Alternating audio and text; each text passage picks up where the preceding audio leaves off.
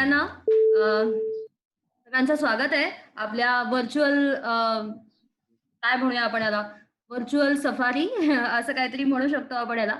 So सगळ्यांचं स्वागत आहे यामध्ये. सो असं आहे की आता सध्या लॉकडाऊनमुळे आपण सगळे बंद आहोत आणि त्यामुळे आपल्याला दरवर्षी न्यासचे जे नेहमी लोकं त्याची वाट बघत असतात आपले सगळे कॅम्पर्स. तसा यावर्षीचाही कॅम्प होता जो आपल्याला काही कारणामुळे अर्थात या लॉकडाऊनमुळे आपल्याला तो बंद करावा रद्द करावा लागला. मग असं ठरवलं आपण की ठीक आहे की आता हे म्हणजे कॅम्प तर मिस होणारच आहे आपला. पण मग हरकत नाही एक व्हर्चुअल सफर तरी करूया. फुलपाखरं किंवा पक्षी, साप असे वेगवेगळे विषय घेऊन. तो म्हणून ही संकल्पना पुढे आली, की आपण अशा प्रकारची वेबिनार्स करूया आणि एक व्हर्चुअल सफारी करूया. अ, अशी एक संकल्पना पुढे आली. सो जस्ट मी न्यासबद्दल थोडीशी जे ज्यांना मग कल्पना नाहीये, त्यांना न्यासबद्दल एक 2-3 वाक्यात सांगते, की न्यास जवळपास 15 ते 20 वर्ष विज्ञान प्रसार आणि पर्यावरण शिक्षण याच्यामध्ये मुख्यतः कल्याण डोंबिवली परिसरामध्ये पण राज्यभरात सुद्धा सगळीकडे काम करत आहे. आणि आपल्या पर्यावरण शिक्षणाचा नेचर ट्रेल्स शिबिरं हा एक मुख्य भाग आहे. सो हे सुरू असतं आणि जसं मी म्हटलं जसं की लॉकडाऊनमुळे आता सध्या आपण या बायोडायव्हर्सिटीच्या जगामध्ये एक व्हर्चुअल चक्रा मारायचं असं ठरवलेलं आहे. So okay. आजच्या वेबिनारचा आपला विषय आहे फुलपाखरांच्या जगात आणि आपले आजचे स्पीकर आहेत दिवाकर ठोंबरे सर. दिवाकर ठोंबरे सरांना आपण म्हणजे न्यासची तर सगळीच मुलं जवळपास बराच काळ ओळखतात. ते न्यासच्या सोबत बराच काळ आहेत आणि आपल्या ट्रेल्सना सुद्धा ते आलेले आहेत आणि त्यांच्या बटरफ्लाईज बद्दलच्या जबरदस्त नॉलेजने सगळी मुलं आमची अगदी अमेज्ड असतात. सो आणि ऑफ कोर्स सरांचे फोटोग्राफी मुळे सुद्धा लोकं खूप इन्स्पायर होत असतात. सो मी सरांना रिक्वेस्ट करते, की त्यांनी आता आम्हाला घेऊन जावं या फुलपाखरांच्या जगामध्ये. त्यापूर्वी एक 2-3 जस्ट सूचना सांगते आणि नंतर आपण सुरू करू हा टॉक. 2-3 सूचना अशा आहेत, की श्रीरंग आपला होस्ट आहे या कॉलचा.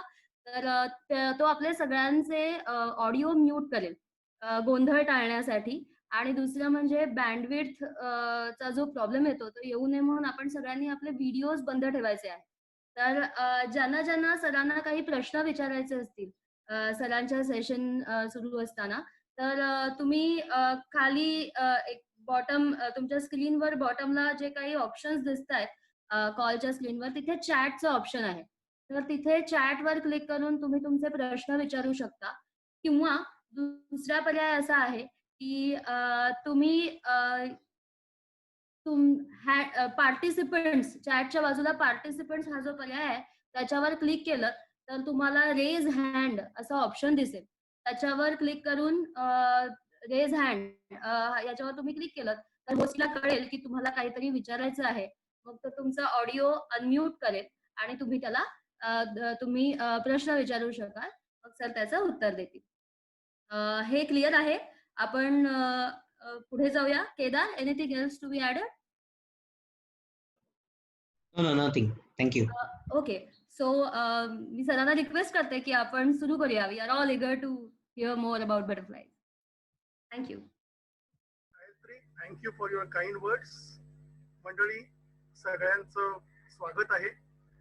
मी माझा स्क्रीन आता शेअर करतोय आणि माझी एक विनंती गायत्री आणि होस्टला, की मी मध्ये मध्ये काही प्रश्न विचारेन तुमच्याकडून, तर तुम्ही उत्तर द्या. याचं कारण असं आहे की सगळ्यांपर्यंत ते पोहोचतं की नाही हे मला कळण्याकरता तुमच्याकडचं एक माध्यम असेल. मी माझ्या सध्या कम्प्युटरवरनं या सगळ्या गोष्टी करतोय. माझा स्क्रीन मला वाटतं शेअर झालेला आहे. गायत्री, बरोबर आहे? हो सर, दिसतंय. Yes, good, great. मंडळी नमस्कार. फुलपाखरं म्हटलं की आपल्या सगळ्यांना एक वेगळं हवेमध्ये उडणारा एक छानसा कीटक लक्षात येतो. आज तुम्ही इथे सगळे फोल्डर्स बघतात. मी तुम्हाला वेगवेगळ्या ठिकाणची सैर करून आणणार आहे. त्याचबरोबरीने काही फुलपाखरांचे फोटोग्राफ जे मला जमलेत, जे दाखवलेत, ते मी तुम्हाला दाखवणार आहे. ह्याच्या बरोबर मी तुम्हाला फुलपाखराची काही सायंटिफिक माहिती होता होईल तेवढं रंजक पद्धतीने, रटाळ न करता माझ्या पद्धतीने मी त्याचा प्रयत्न करीन. फुलपाखरांच्या काही सवयी मंडळी आपल्याला सांगेन आणि त्याच्यानंतर मग ऑफकोर्स आपले काही प्रश्न असतील तर विचारेन. फक्त माझी एक विनंती राहील की जे काही प्रश्न असतील ते मला आपण आपल्या कार्यक्रमाच्या शेवटी विचारले तर बरं होईल. याचं कारण असं आहे की फ्लॉ मध्ये मी काही गोष्टी ठरवलेल्या असतात. मग एखाद्या प्रश्नामुळे कदाचित तो फ्लॉ खंडित व्हायची शक्यता असते. तर ती तेवढी एक विनंती मंडळी हे आपण हे करूया. Let us start. पहिल्यांदा ना एक थोडस गाणं ऐकायला येतंय का बघा बरं टेस्टिंगला. हर घड़ी बदल रही है रूप जिंदगी, छाँव है कभी कभी है धूप जिंदगी, हर पल यहाँ जी भर जियो जो है समा कल हो न हो. हरपल यहाँ जीभर जिओ असं सांगणार आहे फुलपाखरू बास्किंगला आहे. आणि काही धूप आहे काही छाव जिंदगी. तर ह्या धूप मध्ये फुलपाखरू फिरतं आणि ही धूप मधले फोटोग्राफ आपल्याला काढायला खूप मजा येते. गॉडी बॅरन मी सुरुवात करतोय मी. मंडळी हे पंख विस्तारून का बसतं माहितीये का? कारण त्याला ना सूर्याकडनं ऊर्जा घ्यायची असते आणि ह्या ऊर्जेमुळे ते आपल्या सगळ्यांना माहितीये फुलपाखरू एक कोल्ड ब्लडेड इन्सेक्ट आहे आणि त्याच्यामुळे असं होतं की त्याला ऊर्जा ही जमवून ठेवावी लागते. त्याचे जे पंख असतात त्याला लेपिडोपेट्रा असं सायंटिफिक भाषेत म्हणतात. आणि त्याचं कारण लेपिडोपेट्रा म्हणजे त्याच्यावरतीचे विविध प्रकारचे जे वेन्स असतात आणि ते वेन्स मध्ये असलेलं फ्लुइड जे असतं ते फ्लुइड ऍक्टिव्हेट होण्याकरता सूर्यप्रकाशाची नितांत गरज असते. आणि ही एनर्जी ते काही प्रमाणात कन्झर्व पण करून करतं आणि मग आपल्याला सकाळच्या वेळेला हे असे सुंदर फोटोग्राफ मिळतात. हे एक एंडेमिक बटरफ्लाय आहे. आपल्यापैकी काही जण सगळे ट्रेकर्स आहात, फिरणारे आहात. भीमाशंकरच्या जंगलामध्ये आपण गेलेले असाल तर आपल्याला हे फुलपाखरू तिकडचं फुलपाखरू एंडेमिक म्हणून आपल्याला हे नेहमी दिसतं. ऑरेंज ओकलिफ असं या फुलपाखराला म्हणतात. आणि हिअर वी स्टार्ट आपली ह्या प्रकारची सफर. आता कॉमन एमिग्रंट नावाचं हे फुलपाखरू आपल्या स्क्रीनवरती आहे. कटिला फॉर्म आहे मंडळी. आणि हे जे असतं ना हा जो फॉर्म अत्यंत बघण्यासारखा असतो. जणू काही कोणीतरी लाल रंगाची शाई शिंपडल्यावर एखादा ठिपका जसं पडावा तसं पडलेलं हे एमिग्रंट नावाचं फुलपाखरू. पिवळ्या रंगाचं अतिशय धमक. जे फोटोग्राफर्स आहेत इथे बरीच नावं वाचत होतो मगाशी मी ज्यावेळेला माझं इंट्रोडक्शन चाललं होतं त्याच्या वेळेला आणि न्यासची माहिती सांगत होते त्याच्या वेळेला. तर एक ट्रेकही तुमच्या बरोबर केलेला होता. Really I enjoy that trek. आणि तिथे बरेचसे फोटोग्राफर पण होते. त्यांच्याकरता खास एक ज्याला आपण काय म्हणूया टिप की अशा वेळेला ना आपला एक स्टॉप आपण एक्सपोजर कमी ठेवायचं असतं ज्या वेळेला अशी फुलपाखरचा फोटोग्राफ आपल्याला काढायचा असतो. आणि मागचं बॅकग्राऊंड ब्लर येणं हे कुठल्याही फोटोग्राफरचं कौशल्य असतं त्याला ते हवं असतं. आणि याच्याकरता आपल्याला आपण ऑल टुगेदर आपला व्हाईट बॅलन्स खूप चांगला पाहिजे. आपलं शटर स्पीड अप्रोप्रिएट पाहिजे. हा जो त्रिकोण आहे व्हाईट बॅलन्स शटर स्पीड आणि ISOचा हा सांभाळला की आपल्याला असे रिझल्ट मिळू शकतात. पुढचं फुलपाखरू आहे लेपर्ड. कॉमन लेपर्ड नावाचं फुलपाखरू. याच्या वेळेला ना तुम्हाला ही एज टू एज हे पूर्णपणे जर शार्प हवं असेल तर तुम्ही अपर्चर मध्ये 8 ते 11 या अपर्चर मध्ये तुम्हाला खेळायला लागतं आणि त्यावेळेला तुम्हाला असे चांगले फोटोग्राफ मिळतात. मॅप आम्ही ज्या माथेरानला गेलो होतो तुमच्या सगळ्यांबरोबर मी त्या माथेरानचं अत्यंत आवडती माझी जागा आहे सिम्सन टँक. त्या सिम्सन टँकला हे काढलेलं फुलपाखरू याचं नाव कॉमन मॅप. मंडळी याच्यावरती जे मॅप सारखे तुम्हाला जे विविध आकाराचे दिसत आहेत आणि त्याच्यावरनं याचं नाव मॅप असं ठेवलेलं आहे. अतिशय पातळ पंख असतात. हे काही फक्त तिकडेच दिसतं असं नाही पण तिकडे सिम्सन टँकला हे कॉमनली आढळतं कारण तिकडे त्याची भरपूर होस्ट प्लांट आहेत. आपल्यापैकी जे फुलपाखरांच्या जगात सैर पहिल्यांदा करतायत किंवा ऐकतायत त्यांच्याकरता होस्ट प्लांट ही काय भानगड आहे. मंडळी 2 प्रकारची झाडं फुलपाखरांना अत्यंत आवश्यक त्यांच्या वाढीला असतात. त्यातलं पहिलं म्हणजे नेक्टरिंग प्लांट ज्याच्यावरती पूर्णपणे फुलझाडं असतात. त्याच्यावरती स्पेचिस तर्फा जमैकन स्पाइस ज्याला म्हणता येईल, सदाफुली आहे, त्याच्यानंतर आपल्याकडचं घाणेरी आहे, टणटणी आहे, हळदी कुंकू आहे, अशी अनेक झाडं आहेत, रिठा आहे ज्याच्यावरती आपल्याला फुलपाखरं जी असतात ते आतमधलं मधप्राशन करायला येतात. त्याच्यापैकी एकजोरा आपल्या सगळ्यांना माहिती असेल. त्या एकजोराची लांब दांडीची फुलं असतात. लहानपणी ना म्हणजे मी आणि माझ्यासारखे बरेच जण ती फुलं तोडायचो आणि उलट करून त्यातला मध आम्ही प्यायचो. विचार करा मंडळी की आपण त्यावेळेचे 4 फुटाचे आज आपल्याला ते मध आपल्या जिभेला लागतं, तर फुलपाखरानं त्याच्यामध्ये केवढा मोठा रस सापडत असेल. तर असं ते नेक्टरिंग प्लांट. आणि दुसरं असतं होस्ट प्लांट, ज्याच्यावरती अंडी, अळी आणि कोश ह्या सगळ्या अवस्था ज्या फुलपाखराच्या होतात पूर्ण होतात, त्या प्लांटला म्हणतात होस्ट प्लांट. हे नाव जरी भरभक्कम असलं तरी अशी होस्ट प्लांट्स ची मी तुम्हाला नावं पुढे सांगेन, त्यावेळेला तुम्हाला आश्चर्य वाटेल की अरे ही होस्ट प्लांट आहेत का, आणि मग आपण पुढे त्याच्याविषयी बोलूया. तुर्तास इथे थांबून आपण पुढे जाऊया. दिंडी नावाचं हे फुलपाखरू कॉर्नेलियन. असं असतं की ऊन ज्या वेळेला, आता ह्या दिवसांमध्ये तर ऊन भरपूर आहे, पण पावसाळ्यामध्ये ऑगस्ट मध्ये काढलेला फोटोग्राफ आहे मी या नागल्याच्या जंगलात.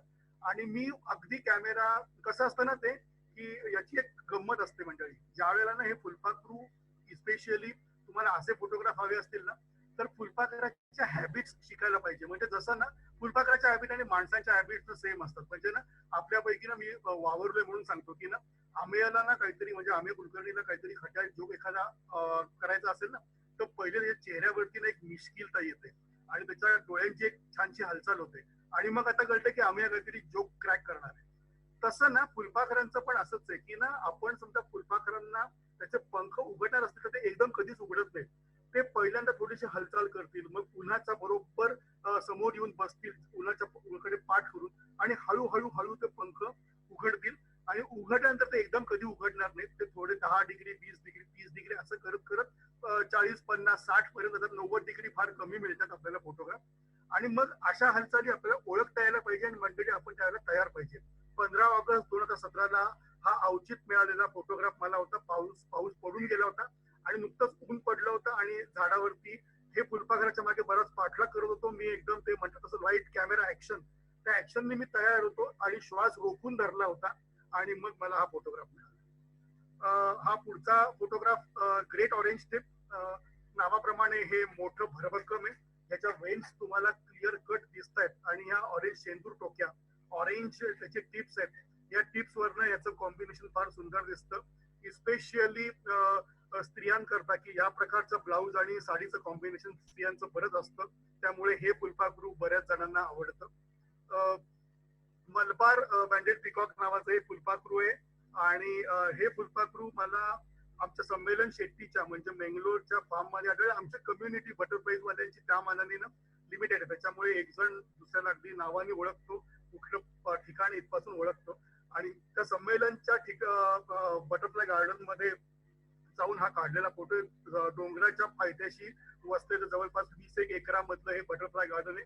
कधी मेंगलोरला गेलात मंडळी तर फुलपाखरू बघायला अवश्य जा, खूप छान बटरफ्लाय गार्डन आहे. तिथे हा काढलेला फोटोग्राफ आहे. याची विशेषता म्हणजे ही जी झालरयुक्त त्याचं जे ते दिसतच आहे, परंतु याच्यावरची जे खवल्यांसारखे जे दिसतात तो जो हिरवा रंग तो अत्यंत सुंदर आणि विलोभनीय आहे. मंडळी मड पडलिंग, मी सर्व सायंटिफिक मध्ये जाणार आहे.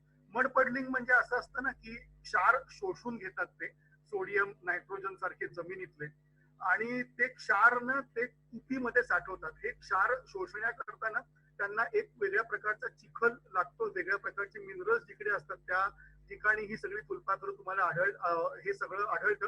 हे मी नागल्याला काढलेला फोटोग्राफ होता. ऑर्किड टीट नावाचं हे फुलपाखरू, ऑर्किड वरती हे फुलपाखरू असतं. आणि हे जे फुलपाखरू आहे याचं नाव आहे रेड बेस जेझवेल. आणि या अगेन हा फोटोग्राफ काढण्याकरता अनेक माझे शॉट्स वाया गेले, कारण मला हवी तशी बॅकग्राऊंड मिळत नव्हती. आणि याच्यावरून लक्षात आलं असेल की एखादा जो फुलपाखर ज्यांना फोटो काढायचा आहे, फोटोग्राफी करायची, त्यांच्याकरता एक टिप, अत्यंत घाणेरडे कपडे घालून जंगलात जायचं, कारण तुम्हाला सदैव लोळून हे असले फोटो तुम्हाला काढता मिळतात. म्हणजे कारण ग्राउंड लेवल शॉट्स हवे असतील, फुलपाखरू कीटक खूप छोटा आणि जमिनीवरती लोळून काढायचं असेल तर तुम्हाला या सगळ्या गोष्टी करणं भाग आहे. अप्पर साईडने काढलेला पॅरिस पिकॉक नावाचं फुलपाखरू, आणि याचे किती फोटो काढा कमी आहेत. हे तरी माझ्याकडे आज मी जवळपास 10-11 ठिकाणी याचे फोटो काढलेले आहेत, तरी मला समजा नवीन मिळालं तर मी 10वीन ह्या फुलपाखराचं, कारण याचा रंगच मंडळी सगळं काही सांगून जातो. असेच अनेक पिकॉक्स आहेत, त्यातलं हे एक विलोभनीय फुलपाखरू.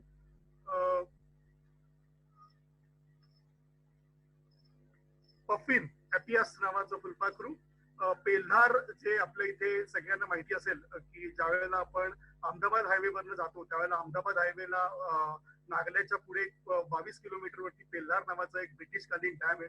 ते डॅमच्या डॅम्प पॅचेस मध्ये मड पडलिंग करता ही फुलपाखरं असतात. मड पडलिंगच्या पुढे काय होते मंडळी मी तुम्हाला सांगणार आहे. प्लेन टायगर नावाचं हे फुलपाखरू, आणि या फुलपाखराची गंमत अशी आहे की या फुलपाखराचा फोटो आयझॅक हिनकर सरांच्या पुस्तकात आहे. फार कमी जणांकडे हा फोटो आहे. प्लेन टायगर जरी असला तरी याचा फॉर्म वेगळा आहे आणि या वेगळ्या फॉर्म मधले हे फोटोग्राफ काढणं थोडस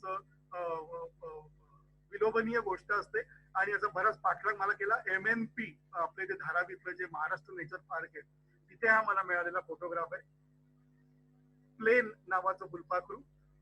मंडळी याचं प्लेन नाव पडायचं कारण प्लेन सारखी शेपटी हे नसून याने पंख उघडल्यानंतर धावपट्टी, विमानाची उतरण्याची धावपट्टी ज्याप्रमाणे असते त्या धावपट्टी सदृश्य याच्यावरती विविध रंगांचे आकार असतात आणि त्या आकारांमुळे त्या डिझाईनमुळे त्याचं नाव प्लेन असं पडलेलं आहे.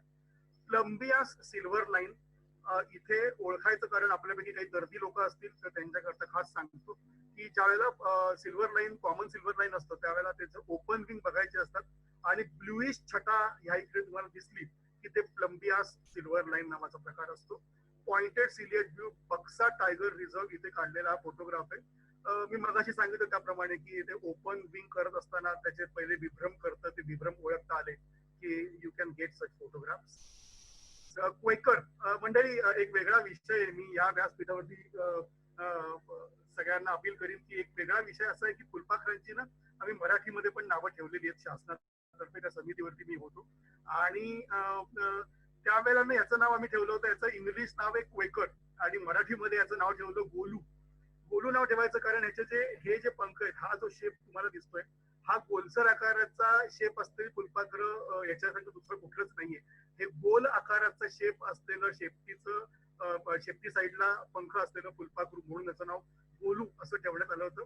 आपल्या अंगठ्याच्या ते करंगळीच्या नखाच्या एवढं एक छोटंसं फुलपाखरू असतं क्वेकर नावाचं फुलपाखरू.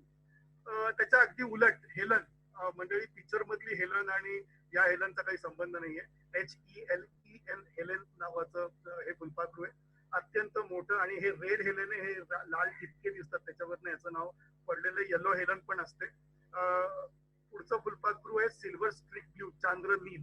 हे सगळेजण ना यांची प्रोपोसिस बघून ठेवा, मी तुम्हाला पुढे जाऊन सांगणार आहे याचं काय होतं ते. आणि हे देखील क्षार शोषतंय. चांद्र नील नावाचं फुलपाखरू हे पेल्लार डॅमला इथे काढलेलं आहे, सिल्वर स्ट्रिक ब्लू. सकाळच्या कोवळ्या उन्हात 7:30 वाजता काढलेलं हे फुलपाखरू स्पॉट सोट टेल. सोट टेल म्हणजे तुम्हाला माहिती आहे ज्याची टेल सोट सारखी आहे आणि त्याचं हे नाव पडलेलं हे स्पॉट्स आहेत. कोवळ्या उन्हामध्ये तुम्हाला असे फोटो खूप छान मिळतात आणि त्यावेळेला हे शांतपणे बसलेलं होतं फोटो. आणि जवळ जायचंय त्याच्या वेळेला अजून एक टिप तुम्हाला देऊन ठेवतो, कुठल्याही प्रकारचं सेंट अंगावरती मारू नका, पावडर लावू नका ज्यावेळेला तुम्ही जंगलात जाल, कारण त्या सेंट फुलपाखरांना ना त्याचे अँटेनास खूप स्ट्रॉंग असतात आणि त्यांना जरा पण इकडचा तिकडचा वास अजिबात चालत नाही. ओडोमास सारख्या गोष्टी देखील अंगाला फासू नका. आणि घाम असेल तर घामाने पुढची फुलपाखर तुमच्याकडे आकर्षित होतात, तुमच्या अंगावरती बसतात फुलपाखर. माझेही असे काही फोटोग्राफ आहेत. परंतु सांगायचा उद्देश असा की कुठल्याही प्रकारचे डिओड्रंट्स न वापरता जा, म्हणजे तुम्हाला याच्या किंवा याहून जवळ देखील जाता येतं. हा येऊरला काढलेला फोटोग्राफ आहे. हे फुलपाखरू आपल्यापैकी प्रत्येकाने बघितलं असेल, टेल्ड जे, अशोका सत्ता असं मराठीत नाव याचं केलं. टेल्ड जे याचं कारण असं आहे की अशोक जे तुम्ही झाड बघता त्या झाडावरती हे फुलपाखरू कॉमनली आढळतं. ही झाडं आपल्या सगळ्या शहरांमध्ये असतात आणि असा फोटो मात्र फार कमी जणांकडे, कारण हे सकाळच्या वेळेला काढलेला फोटोग्राफ होता. विंग पूर्णपणे ओपन करून 90 डिग्रीला हे बसलेलं आणि मला ऍक्सिडेंटली हा शॉट मिळालेला. याच्याकरता मला काही धावधाव करायला लागली नाही, त्याची नशीब माझं बलवत्तर होतं म्हणूया. मंडळी पेल्लार डॅम वरती काढलेला फोटो. ज्या वेळेला आपल्याला बरं नसतं ना त्याच्या वेळेला आपण डॉक्टरांकडे जातो आणि डॉक्टरांकडनं औषध घेऊन येतो, स्पेशली पोटदुखी वगैरे असेल. फुलपाखरांना देखील बरं नसतं असं होतं, फार कमी होतं पण होतं. त्यावेळेला त्यांचे उपचार काय असतात माहिती का, तुमच्या माझ्यासारखे असतात. जसे आपण ना सगळेजण एखादी काही आपल्याला मसल पेन असला की आपण गरम पाण्याची पिशवीने तो भाग शेकून काढतो. फुलपाखरं देखील बघा याच्यावरती त्यांनी दगडावरती ऍब्डोमन शेकून ठेवले, शेकायला ते राहिल्यासारखं आहे. आणि सावलीवरनं तुम्हाला अंदाज येईल की 11 11:30चं ऊन आहे, सकाळचं कोवळं ऊन नाहीये. हा दगड तापलेला आहे आणि त्या दगडावरती ते चक्क शेकत बसलेले असतात. आणि त्यावेळेला तुम्हाला असे फोटोग्राफ खूप चांगले मिळतात. मी मगाशी म्हटलं ना की फुलपाखरांच्या सवयी मी तुम्हाला काही सांगणार आहे. हे दिसताना बास्किंग दिसतंय, ते बास्किंग तर करतच आहे, पण त्याचं ऍब्डोमन पण शेकून घेत आहे.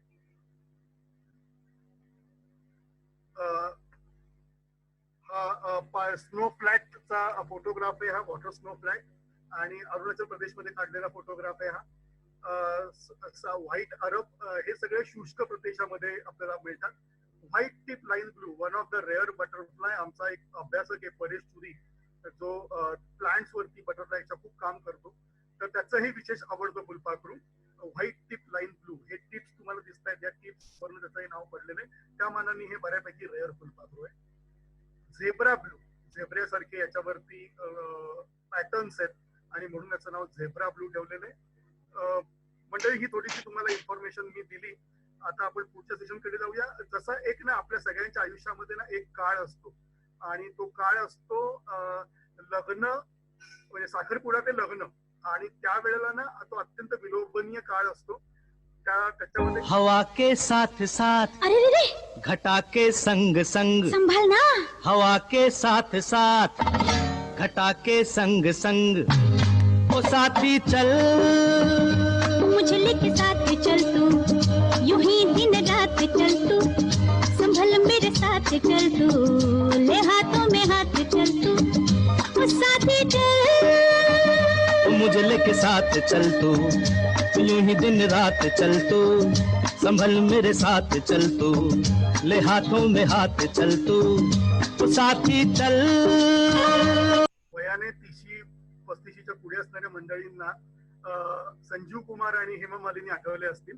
मंडळी, हे गाणं घ्यायचं कारण असं आहे की कोर्टशिप हा एक अत्यंत विलोभनीय प्रकार असतो.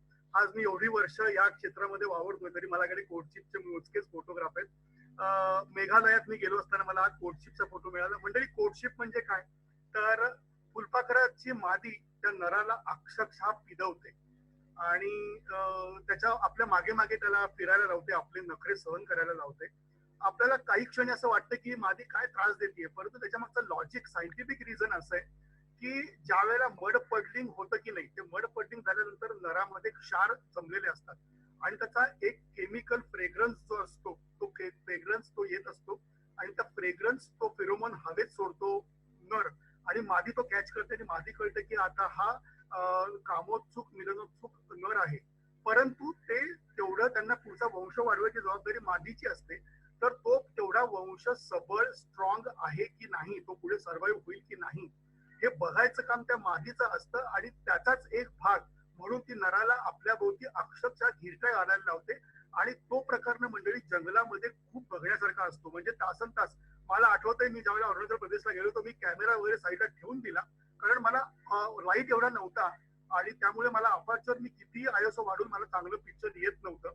मी तो कॅमेरा ठेवून दिला आणि डोळ्याने ते दृश्य बघितलं आणि खूप डोळे भरून ते दृश्य बराच वेळ मी बघत होतो. सिल्वर लाईनची मी कोर्टशिप ह्या डोळ्यांनी बघितलेली आहे, लंबिया सिल्वर लाईनची, आणि खूप मजा आली होती. ती नर मादी यांच्या एकमेकांभोवती ते घिरट्या घालत असतात आणि ते पूर्णपणे काही ठराविक एरियामध्ये ते फिरत असतात. सो त्याला कोर्टशिप असं म्हणतात. आणि ही बघणं हे खरंच एक वेगळंच प्लेजरस गोष्ट असते. मी त्याच्यानंतर ना मॅडम सर बक्सा आणि याच्या ठिकाणी गेलो होतो. बक्शाचं एक जंगल आहे, ते अत्यंत विलोभनीय जंगल आहे. त्या जंगलामध्ये ह्या प्रकारचं ते असं लांबच लांब जंगल, इकडे हत्ती खूप असतात, त्याच्यामुळे आपण फोटो काढत असताना आपल्याला समजा हत्तींचा आवाज आला तर पहिले फुलपाखरू सोडून देऊन हत्ती आपल्या जवळ येत नाही ना, हे बघणं भाग असतं. हे लार्ज ह्युमन टेकडीच्या ठिकाणचे, टेकडी आणि बक्साचे एकत्र फोटोग्राफ केलेत. लार्ज ह्युमन चारुलता असं हे फुलपाखराचं नाव आहे. याची एक तुम्हाला गंमत सांगतो. ग्लॅडाय बुशब्राऊन नावाचं फुलपाखरू, याच्यावरती डोळा सदृश तुम्हाला दिसतंय. हे सगळ्यांच्या स्क्रीनवरती दिसतंय ना गायत्री? हो सर, दिसतंय. आता हे जे आहे याचा मागचा, हे डिझाईनच्या मागचा उद्देश असा आहे की ज्या वेळेला फुलपाखरांचे अनेक प्रिय असतात, सरडे, पाली, आणि त्याच्यावरती ते अटॅक करत असतात, तर ज्या वेळेला ते अटॅक करतात त्याच्या वेळेला अशा प्रकारच्या डिझाईन कडे बघितलं की ते घाबरतात. आता तुम्ही पण बघा ना, कोणीतरी रागावलेला मनुष्य डोळा वटारून बघतोय अशा प्रकारचे पंखांवरचं डिझाईन आहे आणि हे डिझाईनच या फुलपाखराचं संरक्षण करतं. हा मी ठेकडीला काढलेला फोटोग्राफ आहे तिकडच्या जंगलामध्ये आणि ग्लॅडाय बुश ब्राऊन नावाचं हे फुलपाखरू आपल्याकडे आंबोलीला मिळतं. क्रुझर नावाचं हे फुलपाखरू मगासारखं हे देखील ऍब्डोमन शेकत बसलेलं आहे. म्हणजे पॉइंट टू पॉइंट तुम्हाला शार्पनेस सगळीकडनं हवा असेल तर अपार्चर ठेवावं लागतो, शटर स्पीड, आणि सगळ्यात महत्वाचं तुमचा हात स्टेडी ठेवावा लागतो. म्हणजे हा फोटो काढायच्या आधी 2 सेकंद आणि काढल्यावर 2 सेकंद मी माझा श्वास रोखून ठेवला होता. म्हणजे ज्याला शब्दशः म्हणतो ना की श्वास रोखून फोटो काढायचे, तर ते पक्षी आणि वाईल्ड लाईफ मध्ये ओव्हरऑलच तुमचं ते एक नेसेसरी गोष्ट आहे ती. फॉरेस्ट पियरो नावाचं फुलपाखरू एका ओंडक्यावरती बसलं होतं आणि मागची बॅकग्राऊंड येण्याकरता खालच्या बाजूने काढलेला हा photograph, one of the rare butterfly. ही अशी फुलपाखरं बक्साच्या जंगलामध्ये आपल्याला बघायला मिळतात. पांढरी माती असते. हा फोटोग्राफिकली फारसा चांगला फोटो नाही हे मला माहिती आहे, परंतु याच्यामध्ये पॅपिलिओनिडी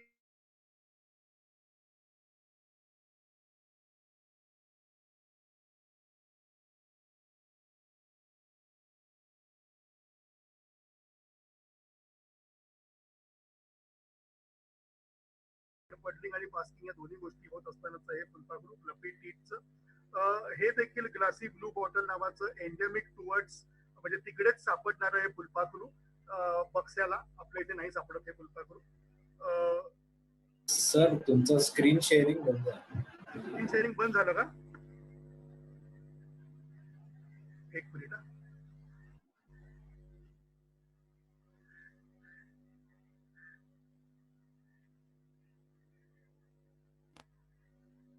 झालं स्क्रीन शेअर?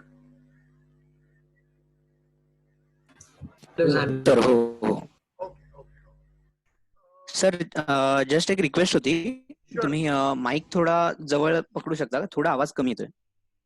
नक्की नक्की. ओके, मला मध्ये मध्ये सांगत चला हा, कारण माझा स्पीड थोडासा मला दाखवायचा आज भरपूर आहे, त्याच्यामुळे मी थोडं फास्ट घेतोय. अगदी फास्ट होत नाहीये ना? माझं ऐकायला येतंय ना व्यवस्थित? हो हो येते. येतं व्यवस्थित. Thank you thank you. गोल्डन अँगल नावाचे फुलपाखरू हे 2 डॉट्स आहेत, त्याच्यावरनं याचा आयडी कळतं. आणि ऑफकोर्स मी परत परत तेच सांगतो की वर बदल करतोय आणि हे मगाशी मी सांगितलं ते एक क्षार जमवून ठेवतं आणि ते क्षाराच्या बाबतीतलं मगाशी मी तुम्हाला सांगितलं. पुढे काय होतं मी सांगणार आहे. स्मॉल स्टाफ सार्जंट नावाचं हे फुलपाखरू आहे. ब्राउनिश चॉकलेटी काळ्या अनेक छटा याच्यावरती असतात आणि त्यामुळे या छटांमधले तुम्हाला एक्सपोजर प्रॉपर ठेवावं लागतं, कारण ओव्हर एक्सपोज केलं तर हा भाग ओव्हर होईल, अंडर एक्सपोज केलं तर हे डिटेल्स दिसणार नाहीत. त्यामुळे तुमच्याकडे फ्लॅश असेल तर जरूर तुम्ही फ्लॅश वापरा, तुम्हाला डिटेल्स चांगले मिळतील. अशा या फुलपाखरांच्या एका आपण दुनियेतून पुढच्या दुनियेत आपण जातोय, ते म्हणजे मेटिंग मध्ये.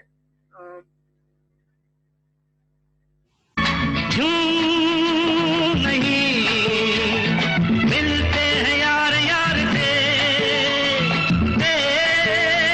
मुझे प्यार का जवाब प्यार से, धड़कने हुई जवां वक्त भी है मेहरबान, फिर ये कैसी दूरियां, बोलो बोलो बोलो बोलो बोलो. एक मैं और एक तू, दोनों मिले इस तरह. आणि दोनों मिले इस तरह फुलपाखरांचं मेकिंग या प्रकारे होतं. आणि त्यावेळेला जी नर असतो तो मादीला त्या अंड्यातल्या कुप्या म्हणजे त्या ज्या कुप्या असतात त्या कुप्या पुरवत असतो, जे त्याने क्षार शोषलेले असतात आणि ते क्षार शोषून ते मादीला ते कुप्या पुरवतं आणि मग त्यातल्या एक एक स्पर्म्स मादी आपल्या अंड्यांमध्ये इन्सर्ट करते आणि मग ती एग लेइंग करते. त्या स्पर्म्स करत्या त्या हट्ट्या कट्ट्या पुढचा पिढी त्यांची निपजावी याच्याकरता हा सगळा अट्टहास चालतो. कॉमन मॉर्मॉन नावाचं हे फुलपाखरू आणि त्याची मादी ही आहे आणि नर खालच्या बाजूचा आहे. कॉमन ग्रास येल्लो या प्रकारचे फुलपाखरं यांचं हे मेटिंग. आणि मी थोडस तुम्हाला इथे झूम करून दाखवतो. इथे ही कुपी जी तुम्हाला दिसतीये या कुपीचं ऍक्च्युली ट्रान्सफॉर्म होतंय. माझ्याकडे असा याचा व्हिडिओ पण आहे, पण ना बँडविड्थच्या हिशोबाने आज मी व्हिडिओ इथे नाही घेतलेले, कारण बँडविड्थचा इश्यू होता हे मलाही माहिती आहे. खूप मजा येते ते ऍक्च्युली ती कुपी इकडे तिकडे पास होत असताना. हे टेल्ड जे नावाचं फुलपाखरू मगाशी तुम्ही बघितलं ओपन लिंक त्याचंच हे फार कमी जणांकडे पॅपिलियन निडी मधल्या फुलपाखरांचे मेटिंग शॉट्स असतात. त्याचं कारण असं आहे म्हणजे आपल्याकडे ना डॉक्टर मिलिंद बाकरे आणि हेमंत ओगले चांगले मित्र आहेत माझे, त्यांच्या पुस्तकाकरता हे दिलेले आहेत. अशी अनेक पुस्तकं आहेत म्हणजे काय आपण त्याला म्हणतात प्राऊडनी मी सांगतो, अजिबात त्याच्यामध्ये गर्व असं नाही, परंतु जी कुठली महाराष्ट्रातली त्याच्यानंतर अख्ख्या देशातलीच नव्हे तर परदेशातल्या काही फुलपाखर म्हणजे ज्यांना फुलपाखरांचे फोटोग्राफ हवे असतात ते देतो. आणि असं एकही पुस्तक नाहीये की ज्याच्यामध्ये माझे फोटोग्राफ नाहीयेत. मंडळी याच्या मागचं कारण असं आहे की ना नवनवीन दिसलं की आपण बघत राहायचं आणि फोटोग्राफ काढत राहायचे, ते कुठे ना कुठे डेफिनेटली लोकांना हवे असतात. मीटिंगच्या नंतर आपण पुढे जाऊया. गारो हिल्सला मी गेलो होतो, तिथले काही शॉट्स तुमच्याकरता खास. गारो हिल्स हे मेघालयातलं एक ठिकाण आहे आणि अत्यंत विलोभनीय असं ठिकाण. तिकडचा हा कॉमन टीट या फुलपाखराचा ओपन विंग 4 सोरटेल जे खास जाणकार आहेत फुलपाखरांचे त्यांच्याकरता खास. हे बघा याचं 1, 2, 3 आणि 4 हे 4 बार याच्यावरती आहेत. 1, 2, 3 आणि 4 म्हणून हे 4 सोरटेल. मगाशी तुम्ही स्पॉट सोरटेल बघितलेला त्यातलं हे सोरटेल फुलपाखरू. 4 सोरटेल वन ऑफ द रेअर फुलपाखरू. त्याच्यानंतर गोल्डन अँगल नावाचं हे फुलपाखरू, golden sapphire sorry. Golden sapphire म्हणजे पूर्णपणे तुम्ही बघा सोनेरी वरखांसारखं हे दिसणारं फुलपाखरू आहे. अतिशय विलोभनीय असं फार कमी वेळेला असे शॉट्स मिळतात. दाट जंगलाच्या आतल्या बाजूला जाऊन हा काढलेला फोटोग्राफ होता. चॉकलेट रॉयल नावाचं हे फुलपाखरू आहे आणि नुसता चॉकलेटी कलर असून ते चॉकलेटी मधल्या छटा बघा किती सुंदर दिसत आहेत. आणि दुसरं एक याची अत्यंत माझी आवडती गोष्ट जे मी तुम्हाला पुढे सांगणारच आहे की याचे डोळे, खास डोळे बघून ठेवा. एकदम वेगळ्या प्रकारचे डोळे त्याचे, शेपटी फार सुंदर आहे. आणि असं हे गारो हिल्स इथे मिळालेलं चॉकलेट रॉयल नावाचं हे फुलपाखरू. मंडळी कधी कधी चुकलेले फोटो देखील शिकवून जातात. माझ्या चुका देखील मला मोकळेपणाने मांडायला आवडतात. त्यातलं हे चुकलेलं फोटोग्राफ आहे, पण तरीही ते ठेवायची कारण 2. एक तर चूक झालेली काय तर माझं त्यावेळेचं अपर्चर जे होतं ते 5.6 होतं. It has to be between 8 to 11. बघा ही कट आणि ही कट दोन्ही गोष्टी शार्प आल्या असत्या, ही शार्प आलेली नाही. पण हा फोटो का ठेवलाय तर ही आपल्याकडे ज्याला राजा टॉनी राजा म्हणतो त्या टॉनी राजाची ही फिमेल आहे. फार कमी वेळेला फिमेल आपल्याला ग्राउंड वरती मड पटलीला दिसतात आणि हा म्हणून हा ठेवलेला फोटोग्राफ आहे. एल्बोड पियरो. पियरो मध्ये अनेक प्रकार आहेत, अँगल पियरो, रेड पियरो. त्यातला हा एल्बोड पियरो. एल्बो सारखा आकार असलेला हा पियरो, PIERROT पण टी सायलेंट आहे, त्याला पियरो असं म्हणतात. उंचवट्यावरती क्षार शोषतोय हा. ही खास तिकडची फुलपाखरं खास तुमच्याकरता फार कमी ही बघायला मिळतात. हे मगाशी 4 सोरटेल होतं, स्क्रीनवरती जे आहे ते 5 सोरटेल. 1, 2, 3, 4 आणि 5 बार याच्यावरती उभे दिसत आहेत म्हणून याचं. आणि ऑफकोर्स हे swordtail one of the beautiful butterfly. खूप जणांना आयझॅक सरांचं अत्यंत आवडतं, बऱ्याच जणांचं हे खूप आवडतं फुलपाखरू आहे 5 सोरटेल. फॉरेस्ट क्वेकर नावाचं फुलपाखरू, आपल्या करंगळीच्या नखा एवढं हे फुलपाखरू आहे. त्याच्यावरती हा पॅच आहे, याच्यावरनं याचं फॉरेस्टर जे रेड टेल फॉरेस्टर किंवा रेड फॉरेस्टर म्हणता येईल. म्हणजे अशा प्रकारचे फुलपाखरांचे फोटो खूप जवळून आपण काढत असतो. आणि ते काढत असताना हा लिटरली मी अर्ध्या इंचावरनं काढलेला फोटोग्राफ होता. आणि असे फोटोग्राफ काढत असताना प्रचंड तुम्हाला एकतर त्या फुलपाखरू तुम्ही जवळ जात असता ज्यामुळे श्वास रोखून धरावा लागतोच, परंतु कॅमेराची ऍडजस्टमेंट तुम्हाला आधीच करून घ्यावी लागते आणि तिथे हालचालीला कुठली क्षमा नाही. आणि मग मात्र तुम्हाला असे खूप सुंदर फोटोग्राफ मिळतात. आणि याच्यामध्ये ह्या वेन्स वगैरे तुम्हाला क्लिअर कट दिसत आहेत. आणि हे पिगमेंट्स असतात, ते pigments decide the colours and patterns of a butterfly. ते पिगमेंट्स दाखवण्याकरता हा अट्टास. मला असे फोटो काढायला खूप आवडतात. ज्यावेळेला फोटो काढतो त्यावेळेला गंमत होते. माझ्या डोक्यातनं ना मी एवढी काळजी घेऊन पण ना घामाचा एक थेंब निथळला आणि मी पुढे बसलेला एका फुलपाखराचा फोटो काढून मागे आलो आणि त्यावेळेला त्या घामावरती बसण्याकरता ग्रीन कमोडोर नावाचं रेअरेस्ट बटरफ्लाय बघा, तुम्हाला ते घामाचा थेंब दिसेल. आणि सॉल्ट सक करण्याकरता ते आलं होतं. याचे डोळे पण अतिशय विलोभनीय आहेत बघा मंडळी. संध्याकाळी 4-4:30ची वेळ होती त्यावेळेला मला मिळालेला फोटोग्राफ ग्रीन कमोडोर. या फोटोग्राफला यावल डिव्हिजनचं 2ऱ्या क्रमांकाचं पारितोषिक मला मिळालं. ज्या वेळेला ना आपण सक करत असतात मिनरल फुलाकडे, त्याच्या वेळेला त्यांचं ऍब्डोमन इथे बघा थोडंसं तुम्हाला असं फुगल्यासारखं वाटेल आणि त्यावेळेला नको असलेलं पाणी ते असं ह्या पद्धतीने बाहेर टाकत असतं आणि ज्या वेळेला हे पाणी बाहेर टाकतं ना त्यावेळेला त्याचे पंख वगैरे स्थिर होतात आणि तुम्हाला शार्प फोटोग्राफ मिळू शकतो. याचं दुसरं एक वैशिष्ट्य म्हणजे अशा प्रकारची जी फुलपाखरं आहे ही फुलपाखरं तुम्हाला नॉर्थ ईस्ट मध्ये रेअर फुलपाखरू म्हणून गणलं गेलेलं हे तिकडे मिळतात. ग्रीन ड्रॅगन टेल नावाचं हे फुलपाखरू आहे. असंच पुढे व्हाईट ड्रॅगन टेल पण तुम्हाला दिसेल. हे जी पिचकारी आहे हे शुद्ध पाणी असतं, म्हणजे जर का कोणी पाणी जमवलं आणि प्यालं तर कुठल्याही प्रकारचा रोग तर सोडाच, परंतु असलेले रोग निघून जायची दाट शक्यता असलेलं हे अत्यंत ज्याला आपण नितळ पाणी हे ते पाणी. फोटोग्राफिक आहे हिल जेझबेल नावाचं. सकाळी लवकर फोटोग्राफ काढला होता. ऑफकोर्स तुम्ही या फोटोवरून ओळखू शकाल की याच्यामध्ये फ्लॅशचा वापर आहे आणि या फोटोग्राफ मध्ये मात्र फ्लॅशचा वापर केलेला नाहीये. मंडळी असं आहे की याचं कारण असं आहे की मला इथली बॅकग्राऊंड बघा, ही बॅकग्राऊंड बघा आणि ही बॅकग्राऊंड बघा. फुलपाखरू तेच आहे परंतु दोन वेगळ्या बॅकग्राऊंड मध्ये आलेली ही धमाल तुम्हाला दाखवायची होती. हिल जेझबेल, पामफ्लाय जेझबेल नावाचं आहे फुलपाखरू. पामफ्लाय तुम्ही बघितलं असेल त्यातलं जेझबेल पामफ्लाय. हे फुलपाखरू मला जवळपास मी 1.5 तास बसलो होतो आणि फोटोग्राफ मला मिळाला. आमच्या डॉक्टर आनंद नार्वेकर होते, डॉक्टर प्रणय कपाडिया होते. आम्ही 3 जण गेलो होतो गारो हिलच्या जंगलामध्ये आणि इथे खालच्या बाजूला तुम्हाला दिसेल तर एक सडकं फळ आहे, जंगली फळ आहे, कुठलं तरी नाव माहित नाही मला, आणि त्याचा एक वेगळ्या प्रकारचा उग्र दर्प येत होता आणि म्हटलं हा वास कुठने येतोय आणि इकडे कोणते फुलपाखरू येत आहे म्हणून मी बघितलं तर हे जंगल ग्लोरी. म्हटलं my god, one of the rare butterfly. आणि मग मात्र मी तो कॅमेरा धरून बसलो आणि बसल्यानंतर ना काय ते फुलपाखरू रिदमिक हालचाल करतं, म्हणजे बसतं आणि एक 1.5-2 सेकंद करता की नाही ते त्याचे पंख असे लांब करतं थांबतं आणि मग परत पंख मिटून घेतं, ते मग परत उघडत नाही. तर त्या 1.5 सेकंदामध्ये हा फोटोग्राफ काढता त्याच्याकरता माझा 1.5 तास गेला.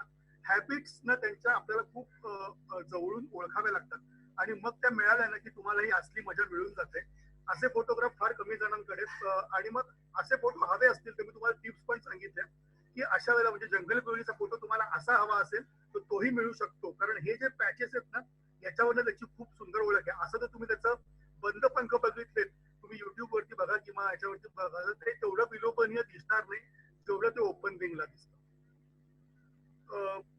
One of the again beautiful butterfly, one of the rare butterfly, ज्याला आपण नवाब कॅडर मधले जे 7 नवाब असतात त्याच्यातलं एक हे आहे आणि त्याचं नाव आहे ज्वेल नवाब.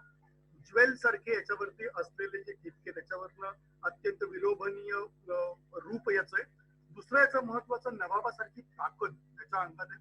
आपल्या कानाच्या बाजूने गेलं ना तर आपल्याला कानाला चक्क वारा लागतो. मंडळी तुम्हाला ही अतिशयोक्ती वाटेल परंतु हे खूपदा अनुभवलेलं आहे मी आणि चक्क असा फडफड करत कानाच्या बाजूने हे उडतं.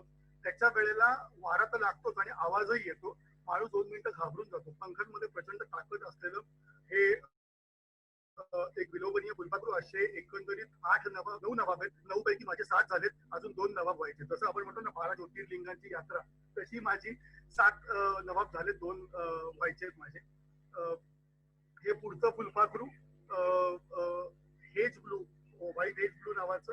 अगेन याचं बॅकग्राऊंड वगैरे याच्याकरता बसून काढलेले फोटोग्राफ होते आणि झोपून दादर आणि सुंदर बॅकग्राऊंड ह्या पद्धतीने मड पडलेलं आल्यानंतर मिळालेले हे होते. रेड लेसविंग, काही फुलपाखरं आतून आणि बाहेरून तेवढीच दिमागदार आणि तेवढीच सुंदर असतात.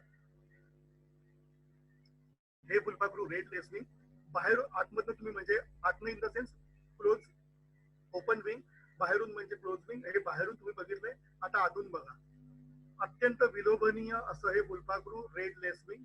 ही खास तिकडची नॉर्थ ईस्टची धमाल आहे ही. हे देखील one of the rare butterfly, redtail फॉरेस्टरची शेपटी बघा आणि त्याचा हा जो निळा रंग आहे ना, हा निळा पॅच हा अत्यंत बघण्यासारखा असतो आणि या निळ्या पॅच वरती फिदा माणसं होऊन यांच्या मागे आपण लागतो. रेडटेल फॉरेस्टर. सदर्न बर्डविंग नावाचं फुलपाखरू आहे. सगळ्यात मोठं म्हणजे पंख विस्तार 195 मिलीमीटर असं पंख विस्तार असलेलं हे फुलपाखरू. एखादा जणू काही छोटा पक्षीच आहे असं, आणि म्हणून आम्ही याचं नाव भीमपंखी असं ठेवलंय. बघा हे याचे भीमकाय पंख, मोठे पंख मुद्दामून दाखवण्याकरता from here to here 195 millimetre याचा पंख दिसतात, युजली असतो. पंच, ऑरेंज पंच नावाचं फुलपाखरू आहे, ऑरेंजिश पंच याच्यावरती आहे. मगाशी मी तुम्हाला ग्रीन ड्रॅगन टेल दाखवलं होतं, आता इथे व्हाईट पॅच बघा. हे व्हाईट ड्रॅगन टेल हे खास नॉर्थ ईस्टची माती, जे लोक जाऊन आले त्यांच्याकरता खास आपण तिकडच्या दिवसांमध्ये जाऊया. हा अजून एक नवाब, इंडियन येलो नवाब. मगाशी आपण ज्वेल बघितला, हा येलो नवाब. म्हणजे नवाबला नवाब सारखा मुकुट आहे बघा पंखांवरती, आणि म्हणून हे याचं नाव नवाब पडलेलं आहे. याच्यात फक्त एवढ्याच विभागाचे पण फोटो माझ्याकडे आहेत.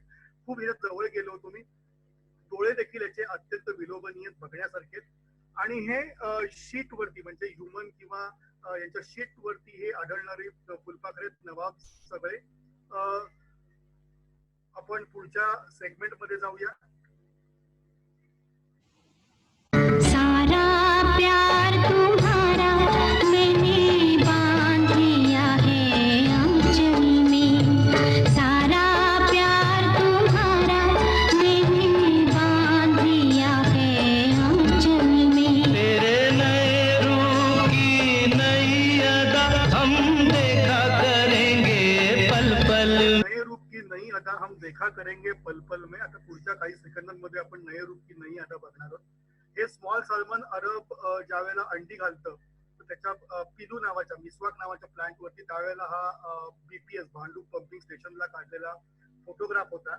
आणि त्या अंड्यांमधनं अळी बाहेर पडते. मगाशी मी तुम्हाला होस्ट प्लांट सांगत होतो, आता मी ते कंटिन्यू करतो.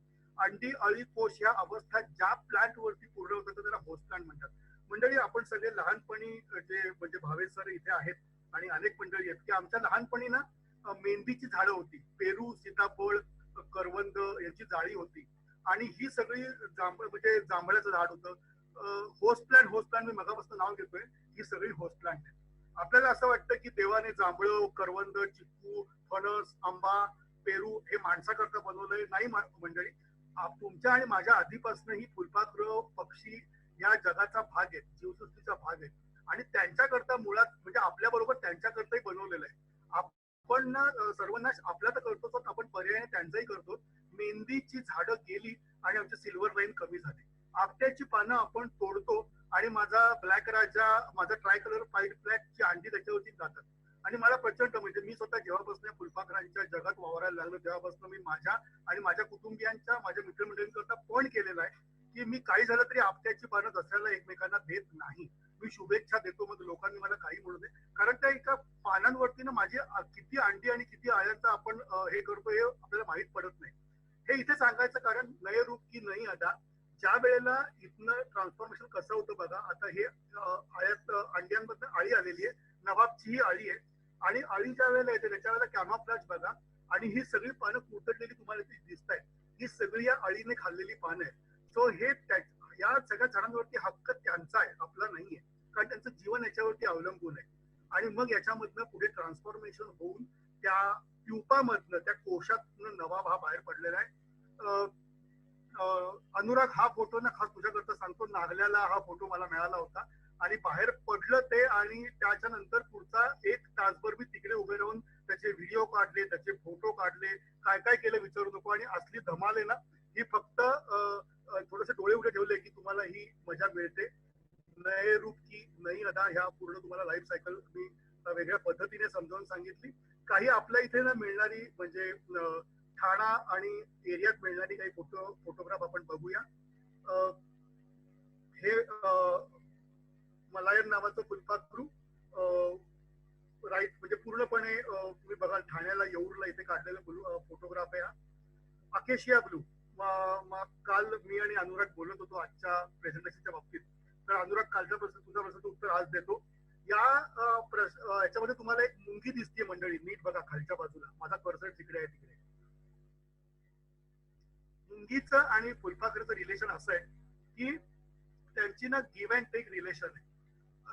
ज्या वेळेला ह्या मादीची अंडी घालणं होईल त्याच्या वेळेला ती अंडी ही मुंगी पळवून नेईल आणि ती तिचं प्रोटेक्शन देईल. त्या अंड्यांमधनं आळी बाहेर पडेल आणि त्या आळीमधनं जो गोड रस असतो तो गोड रस मुंगीला मिळेल, आणि बदल्यात ती मुंगी त्या अंड्यांचं आणि आळ्याचं संरक्षण करेल. म्हणजे रेअर बटरफ्लाय आहेत ना स्वतःचा वंश ह्या पद्धतीने जपतात. आपले तुकोबाराया म्हणून गेले होते, एकमेका सहाय्य करू अवघे धरू सुपंत. निसर्गातले कवी, निसर्ग कवी तुकोबांना म्हटलं जातं. त्याचं हे एक खूप चांगलं उदाहरण. नील भिरभिरी नावाचं हे फुलपाखरू, आपण याला ब्ल्यू पॅन्सी म्हणतो. मी मुद्दामून हे नाव मराठीत इथे घ्यायचं कारण एका गुराख्याने हे नाव सुचवलं होतं आणि ते नाव आम्ही असंच्या असं अडॉप्ट केलं. Blue pansy. पॅन्सीचे प्रकार आहेत येलो पॅन्सी, ब्ल्यू पॅन्सी, त्याच्यानंतर चॉकलेट पॅन्सी, पुढे तुम्हाला दिसतीलच. हे चेस्टनट स्ट्रिक सेलर नावाचा हा सेलर आहे. जस्ट जन्माला आल्या आल्या नागल्याला काढलेला हा फोटोग्राफ आहे. कॉमन इव्हनिंग ब्राऊन, ज्या वेळेला संध्याकाळच्या वेळेला तुम्हाला हे फुलपाखरू घरामध्ये आलेलं आढळेल, अगदी शहरात तुम्ही असताना देखील, आणि संध्याकाळच्या वेळेला हे ऍक्टिव्ह होतं. Common evening brown. One spot grass yellow, लिया इंडिकावरती बसलेलं हे फुलपाखरू.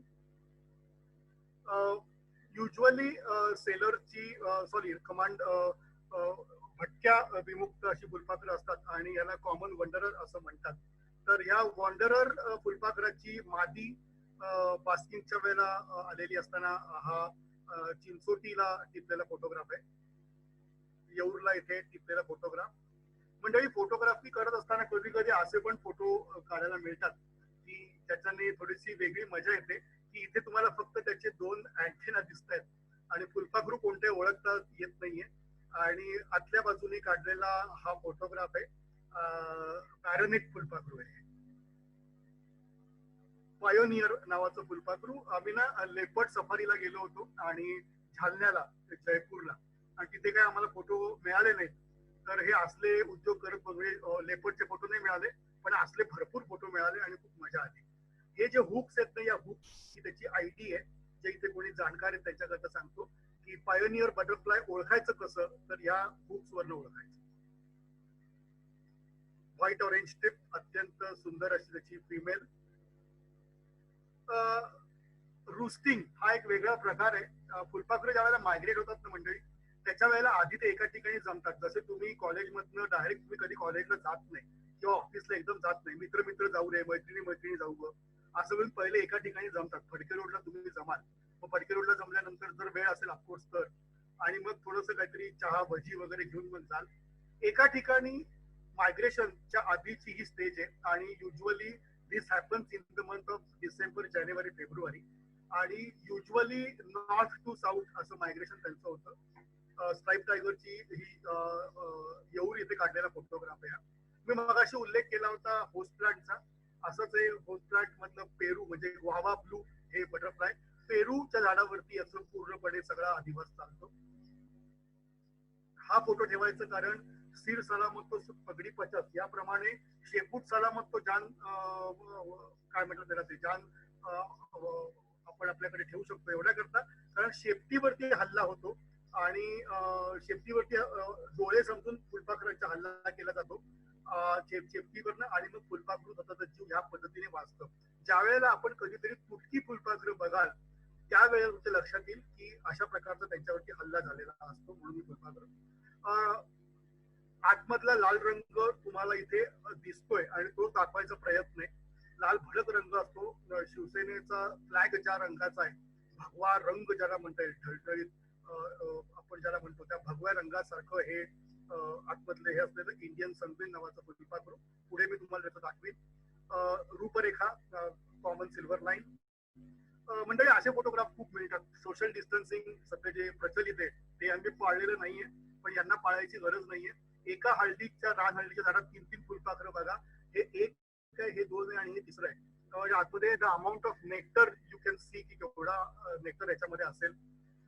काही काही फोटोग्राफ असे तुम्हाला खूप छान मिळतात. फेब्रुवारी महिन्यातला येऊर इथे काढलेला फोटोग्राफ आहे हा. बॅकग्राऊंड खास घेण्याकरता पाण्यामध्ये लोळून हा काढला होता. चिखलाचे सगळे कपडे माखले होते, हे वेगळं सांगायची गरज नाही. असा पण फिनोमेना कधी होतो. या फुलपाखरावरती भेंडी नाल्यामध्ये मी येऊरला गेलो, 10-10:15ची वेळ होती. माझ्या समोरच या फुलपाखरावरती अटॅक झाला आणि मला असं वाटलं की आता हे फुलपाखरू मरणार, त्यांनी सुटका स्वतःची करून घेतली. मगाशी मी म्हटलं ना की अटॅक होतो, आणि त्याचं हे माझ्या समोर घडलेलं उदाहरण. आणि मग मी एवढं सुंदर फुलाचे आता फुलपाखराचे काय फोटो काढायचे म्हणून मी निघून गेलो फोटो न काढताच.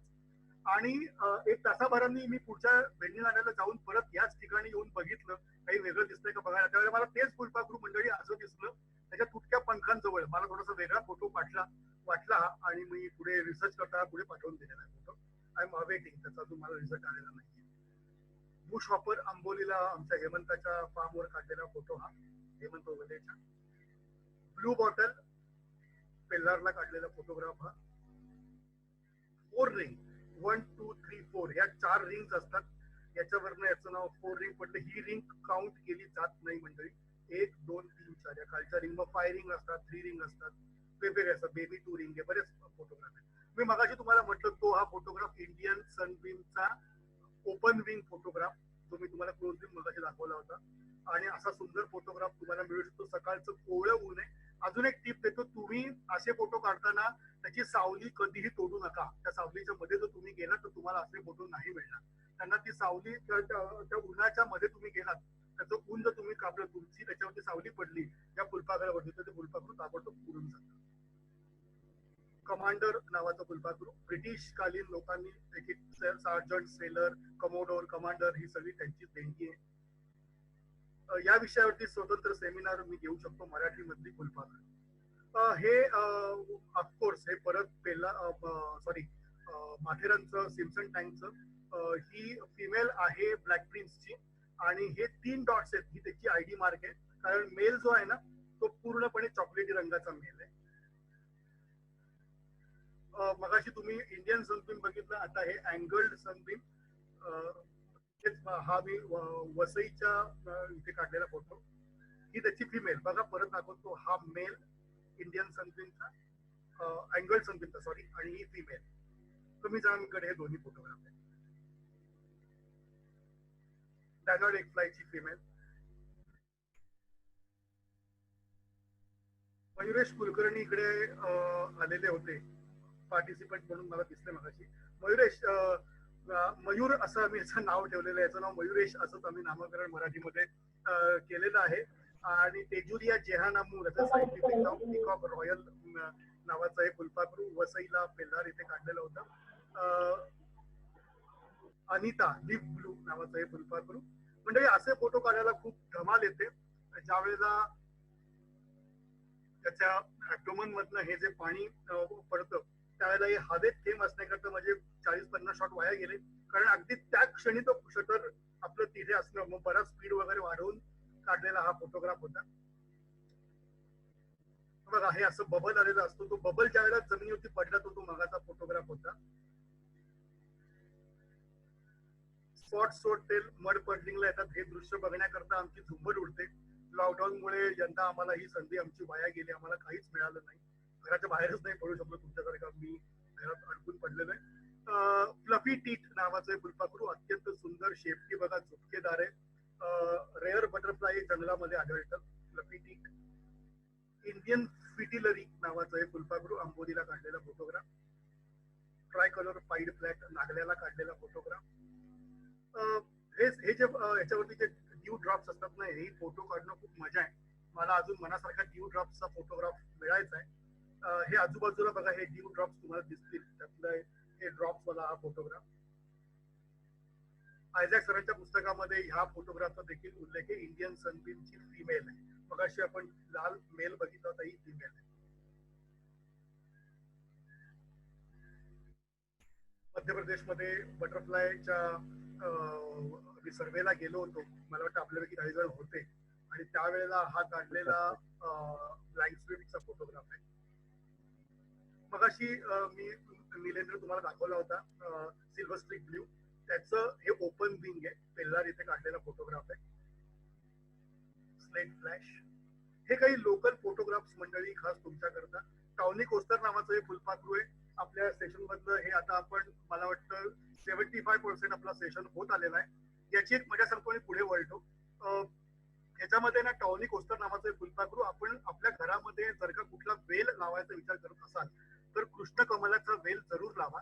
त्याच्यावरती हे फुलपाखरू आपलं अंडी देत असतं. एका वेळेला 60 ते 70 अंडी हे देतं आणि याचा नर मादी यांच्या मिलनानंतर त्या मादीची प्रजनन क्षमता लिटरली बंद करून टाकतो त्याच्याकडच्या एका विशिष्ट केमिकलने.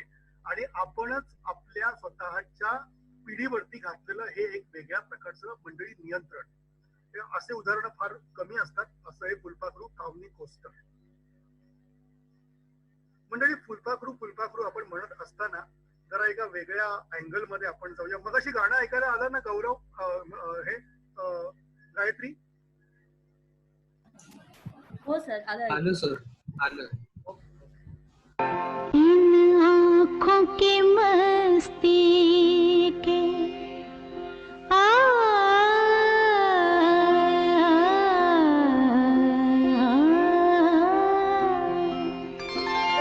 इन आँखों की मस्ती के मस्ताने हजारों.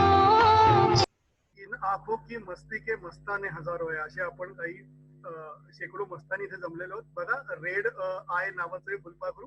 म्हणजे फुलपाखरांचे ना डोळे देखील खूप विलोभनीय आहेत आणि याचा नव्याने शोध मला माथेरान इथे लागला. कसा लागला मी तुम्हाला पुढे सांगेनच. हे याचे डोळे बघा. आताही फुलपाखरांचं ना थोडंसं टेक्निकल बाकीच्या गोष्टी हे रेअर आहेत का काय, हे घटकापर एक 2-3 स्लाइड विसरून जाऊया. फक्त डोळे बघूया आपण. हा बघा फुलपाखराचा डोळा.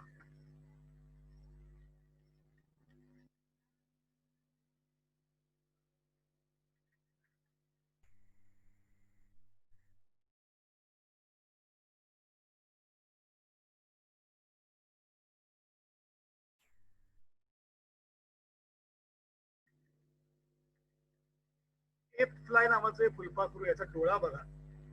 आणि या डोळ्यांनी म्हणजे केवळ पंखच नाही तर डोळ्यांनी देखील आपण प्रेमात पडतो. आणि मगाशी म्हटलं की ह्या फुलपाखरांनी मला या डोळ्याची कमाल माथेरानला मला नव्याने आढळून आली. मॅप नावाच्या फुलपाखरूंनी मला जवळपास तास 1.5 तास ते माझ्याशी, मी त्याच्याशी नाही ते माझ्याशी खेळत होतं आणि मला हवे तसे शॉट्स देत होतं. आणि अचानक हा मंडळी शोध लागला. मी वेड्यासारखे याचे फोटो टिपले आणि घरी येऊन मला युरेका आनंद झाला. कारण ना हे अशा प्रकारचे फोटोग्राफ तोपर्यंत कोणाकडे नव्हते. हे 2 वेगळे चक्क रंग आहेत मंडळी. खालचा रंग वेगळा आणि वरचा रंग वेगळा. यांना कंपाऊंड आईज असतात. आणि या डोळ्यांमधले ना आपण जेवढं त्यांच्या म्हणजे अनेक फुलपाखरांचे डोळे अत्यंत सुंदर आहे. मगाशी मी तुम्हाला मुद्दामून ती हिंट दिली होती. आणि ह्या डोळ्यांमुळे देखील म्हणजे फुलपाखरांचे पंखच सुंदर असतात असं नाही, त्यांचं शरीर सुंदर असतं असं नाही, तर त्यांचे डोळे देखील तेवढेच सुंदर असतात. हे एक सांगण्याचा छोटासा यामागचा प्रयत्न. गिबनला गेलो होतो. गिबनचं अत्यंत सुंदर जंगल आहे. पाके आणि गिबन ज्याला म्हणता येईल. अरुणाचल प्रदेश आणि आसाम याच्या बॉर्डरवरती हे विलोभनीय जंगल अपर शॉट याचा काढलेला आहे. गिबनची ही सेंच्युरी जोरहाट फॉरेस्ट मध्ये आम्ही गेलो होतो. मंडळी आयडी कसा असतो याचं एक उदाहरण तुम्हाला दाखवतो मी. हे जे तुमच्या समोर स्क्रीन वरती दिसतंय हे आहे मॅपलेट. मॅपलेट नावाचं फुलपाखरू आहे. नीट लक्ष द्या. 1, 2, 3, 4, 5 आणि 6 या 6व्या लाईन कडे लक्ष द्या. हे आहे कॉमन मॅपलेट. आणि पुढचं फुलपाखरू आहे बेबी मॅपलेट. परत 6वं 1, 2, 3, 4, 5 आणि 6. या 6व्या याच्यातली जी वेव लाट असते की नाही, ते लाटी सदृश ही त्याची रेष आहे. आणि केवळ रेष इकडची इकडे झाली की फुलपाखराचं नाव बदललं. असं हे मगाचं परत दाखवतो. हे कॉमन मॅपलेट 6वी लाईन बघा. आणि हे वेव्ही मॅपलेट. वेव्ही मॅपलेट हे तुलनेने बऱ्यापैकी रेअर आहे. Maplet itself is a rare, पण त्यातल्या त्यात वेव्ही मॅपलेट हे बऱ्यापैकी रेअर आहे. मंडळी कधी कधी ना फुलपाखरं गंडवतात बघा. मी त्याच्या डोळ्यांमध्ये मगासारखं डोळे घालून बघायला गेलो आणि अचानक ब्ल्यूजेन नावाच्या फुलपाखरांनी ना पंख उघडले आणि मग त्याच्या जेम मध्ये गेल्याने डोळे माझे त्याच्या डोळ्यावरचा फोकस जाऊन माझा फोकस इकडे आला. सो कधी कधी अशी मजा पण फुलपाखर आपल्याशी करतात. कॉमन पर्ल नावाचं फुलपाखरू EARL सकाळच्या कोवळ्या उन्हात काढलेला फोटोग्राफ आहे. चेंजेबल ग्रास येल्लो आमचे खास फुलपाखरू तज्ज्ञ आणि माझे मित्र डॉक्टर दत्तप्रसाद सावंत जे आता या क्षणी देखील कोरोनाच्या विरुद्ध लढ्यात सक्रिय सहभागी आहेत. KEM इथले MD चे ते डॉक्टर आहेत. त्यांच्याशी आम्ही बोललो तर हे चेंजेबल ग्रास येल्लोचा एक वेगळा प्रकार आहे. ते म्हटले की याच्यावरती एक पेपर आपण पुटअप करूया वेळ मिळाल्यानंतर. आणि हे जे आहे हे त्या मानाने रेअर बटरफ्लाय आहे. या जिथे माझा कर्सर आहे तिकडे त्याचा ID मार्क असतो. कलर सार्जंट अगेन 8 ते 11 मधला अपर्चर 200 ते की 300 ISO त्याहून जास्त ISO चालत नाही, कारण मग ते सगळं तुमचा हा जो शार्पनेस आहे तो जातो आणि मग तो कलर जो असतो तो ओव्हर एक्सपोज होतो.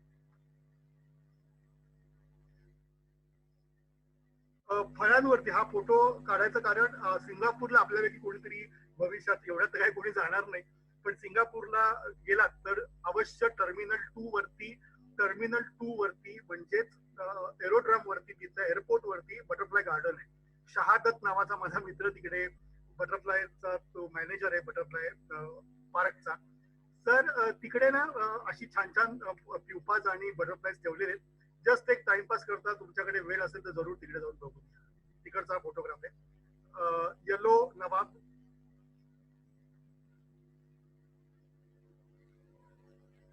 लेसविंग, टायगर हॉपर, अक्षरशः झोपून काढलेला फोटोग्राफ. बॅकग्राऊंड मला हवी तशी पाहिजे होती आणि ती मिळाली. बराच वेळ त्याने लावून दिला, परंतु डिग्री जी असतं ते एक्झॅक्टली 90 डिग्रीवर फोटोग्राफ काढणं महत्वाचं असतं आणि त्याच्यामुळे आपल्याला आजूबाजूच्या गोष्टींचं भान देखील हवं असतं. केवळ आपण व्ह्यू फाइंडर मध्ये बघूनच चालत नाही, अँगल आपल्या ठेवण्याकरता खूप महत्वाचं.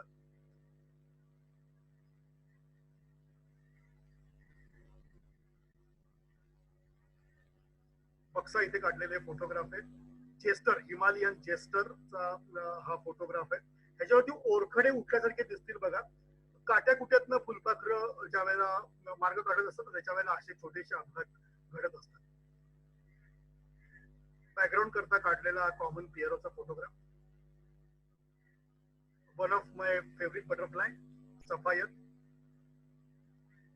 Golden sapphire.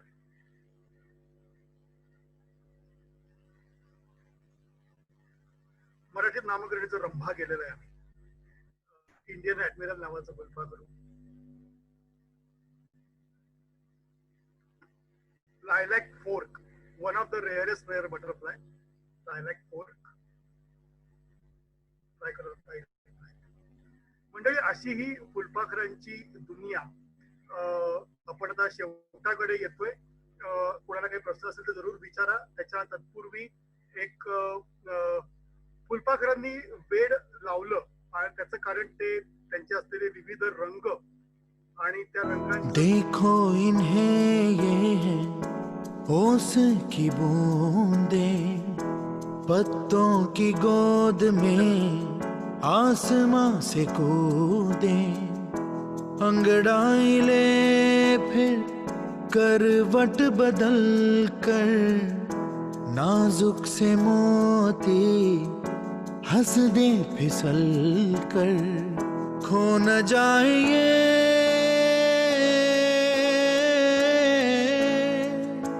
तारे जमीन पर. होणं जाय ये तारे जमीन पर. मंडळी, ही फुलपाखरांच्या प्रेमात अखंड बुडालेला मी आणि गेले तास सव्वा तास मला ऐकणारे तसे दर्दी आपण रसिक, आपल्या सगळ्यांचे मी मनापासून आभार मानतो. आपण एवढा वेळ मला ऐकून घेतलं.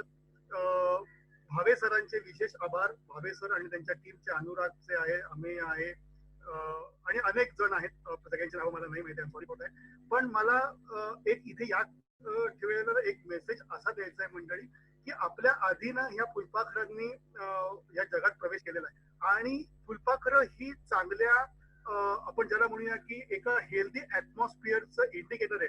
आपण जर का गेले 2-3 किंवा आठवड्यांमध्ये पेपर वाचत असाल तर पक्ष्यांच्या बरोबरीने फुलपाखरांची संख्या देखील अतोनात वाढल्याचं प्रेस रिपोर्टर्सचं आणि सायंटिफिक याच्यावरती लोकांचं म्हणणं आहे. ह्याच्यावरती एक मोठा मेगा सेमिनार उद्या होणार आहे, त्याला मी एक पार्टिसिपंट असणार आहे, जसे तुम्ही एक आहात तसे.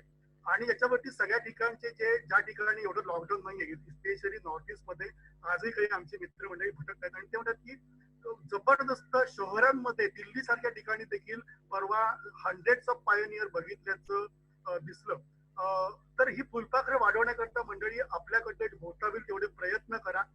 आणि मी मगाशी आपट्याचं मुद्दाम उदाहरण दिलं आणि अशी अनेक उदाहरणं आहेत की ज्याच्यामुळे आपण आपली फुलपाखरांची संख्या आपण वाढवू, कन्झर्व करू. आज मला इथे बोलायची संधी दिली त्याबद्दल न्यास ट्रस्टचे आपल्या सगळ्यांचे मी मनापासून आभार मानतो. कोणाला काही प्रश्न जरूर विचारा. Thank you very much. Thank you very much sir.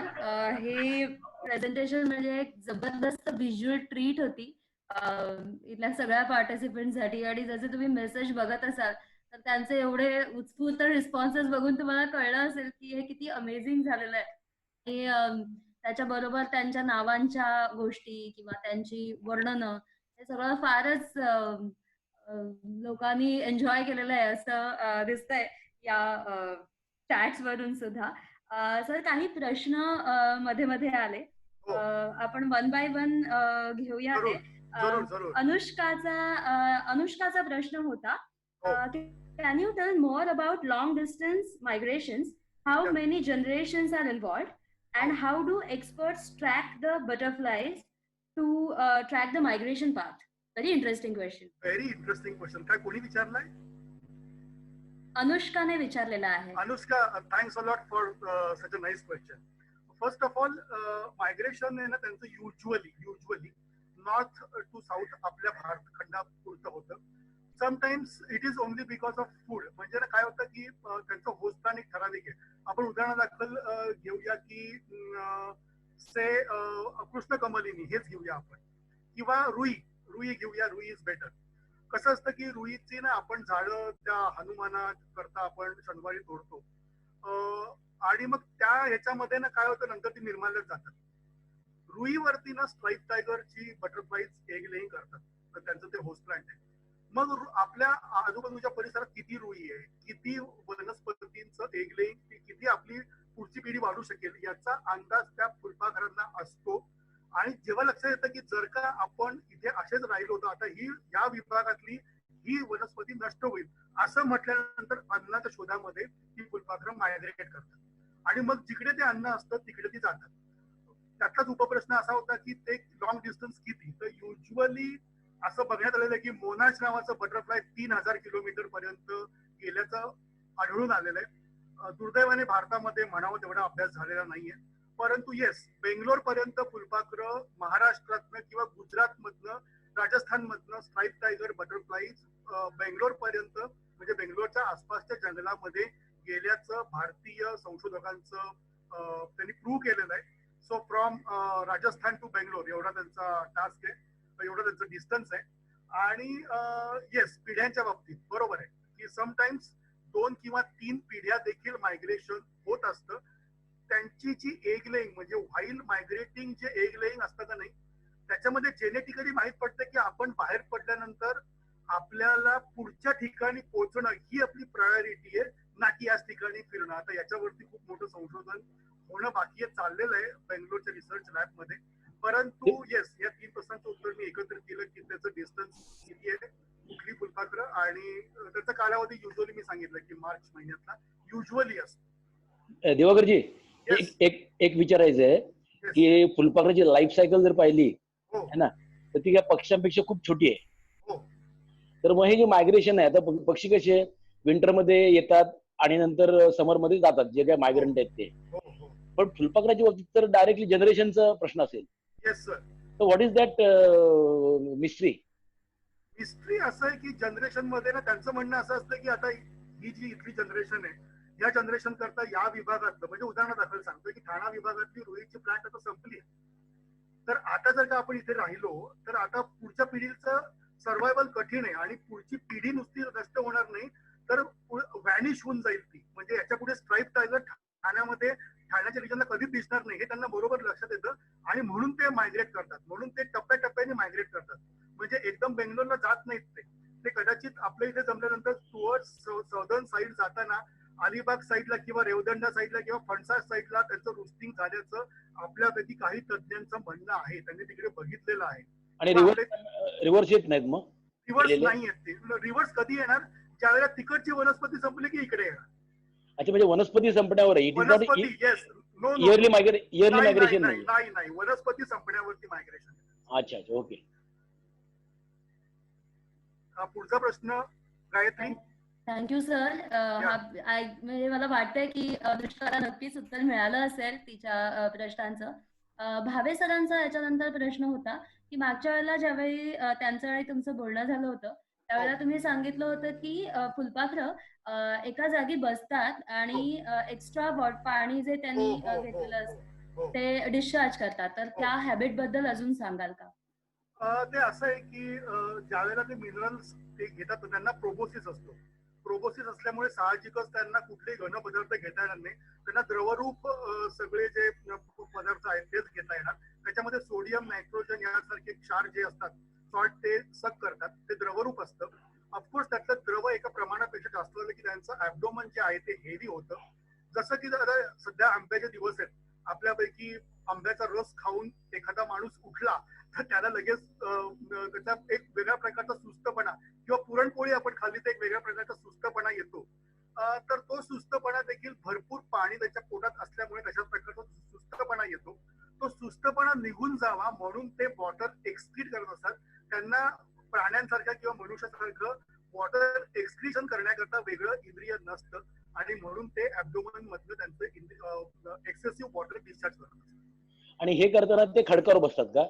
कारण तो माझा प्रश्न आपला तो होता, आपण जेव्हा बोललो होतो ना की खडकावरती ते बसतात तर त्यांचं ऍब्डोमन शेकायला. अच्छा, म्हणजे ऍब्डोमन जे असतं ना ते शेकण्याकरता ते बसतात. मग माइट बी 2-3 रिझन असतील की त्यांना एनर्जी गेनर म्हणून असेल, त्यांना बरं वाटतं म्हणून असेल उन्हाळ्यामधलं, कारण ते कोल्ड ब्लडेड आहेत ना. आणि सगळ्यात महत्वाचं म्हणजे कदाचित त्यांना जसं म्हटलं की बास्किंगच्या वेळेला कदाचित एखाद्याची प्रकृती अस्वस्थ होण्यात झालेली असेल तर ती स्वस्थ करण्याकरता ते त्याची रेमेडी आहे.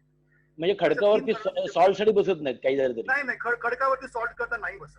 कारण त्यांचा प्रोबोसिस जर का त्यांनी खुपसलेला असेल तर ते सॉल्ट करता बसलेले असतात. ते काहीतरी सक करत असतात. जसं मी मगाशी तुम्हाला माझं व्हाईट कमोडोर दाखवलं की ते घाम त्या खडकावरती बसलं होतं ते, पण ते घाम सक करायला बसलं होतं. माझं घामातलं सॉल्ट सक करायला बसलं होतं.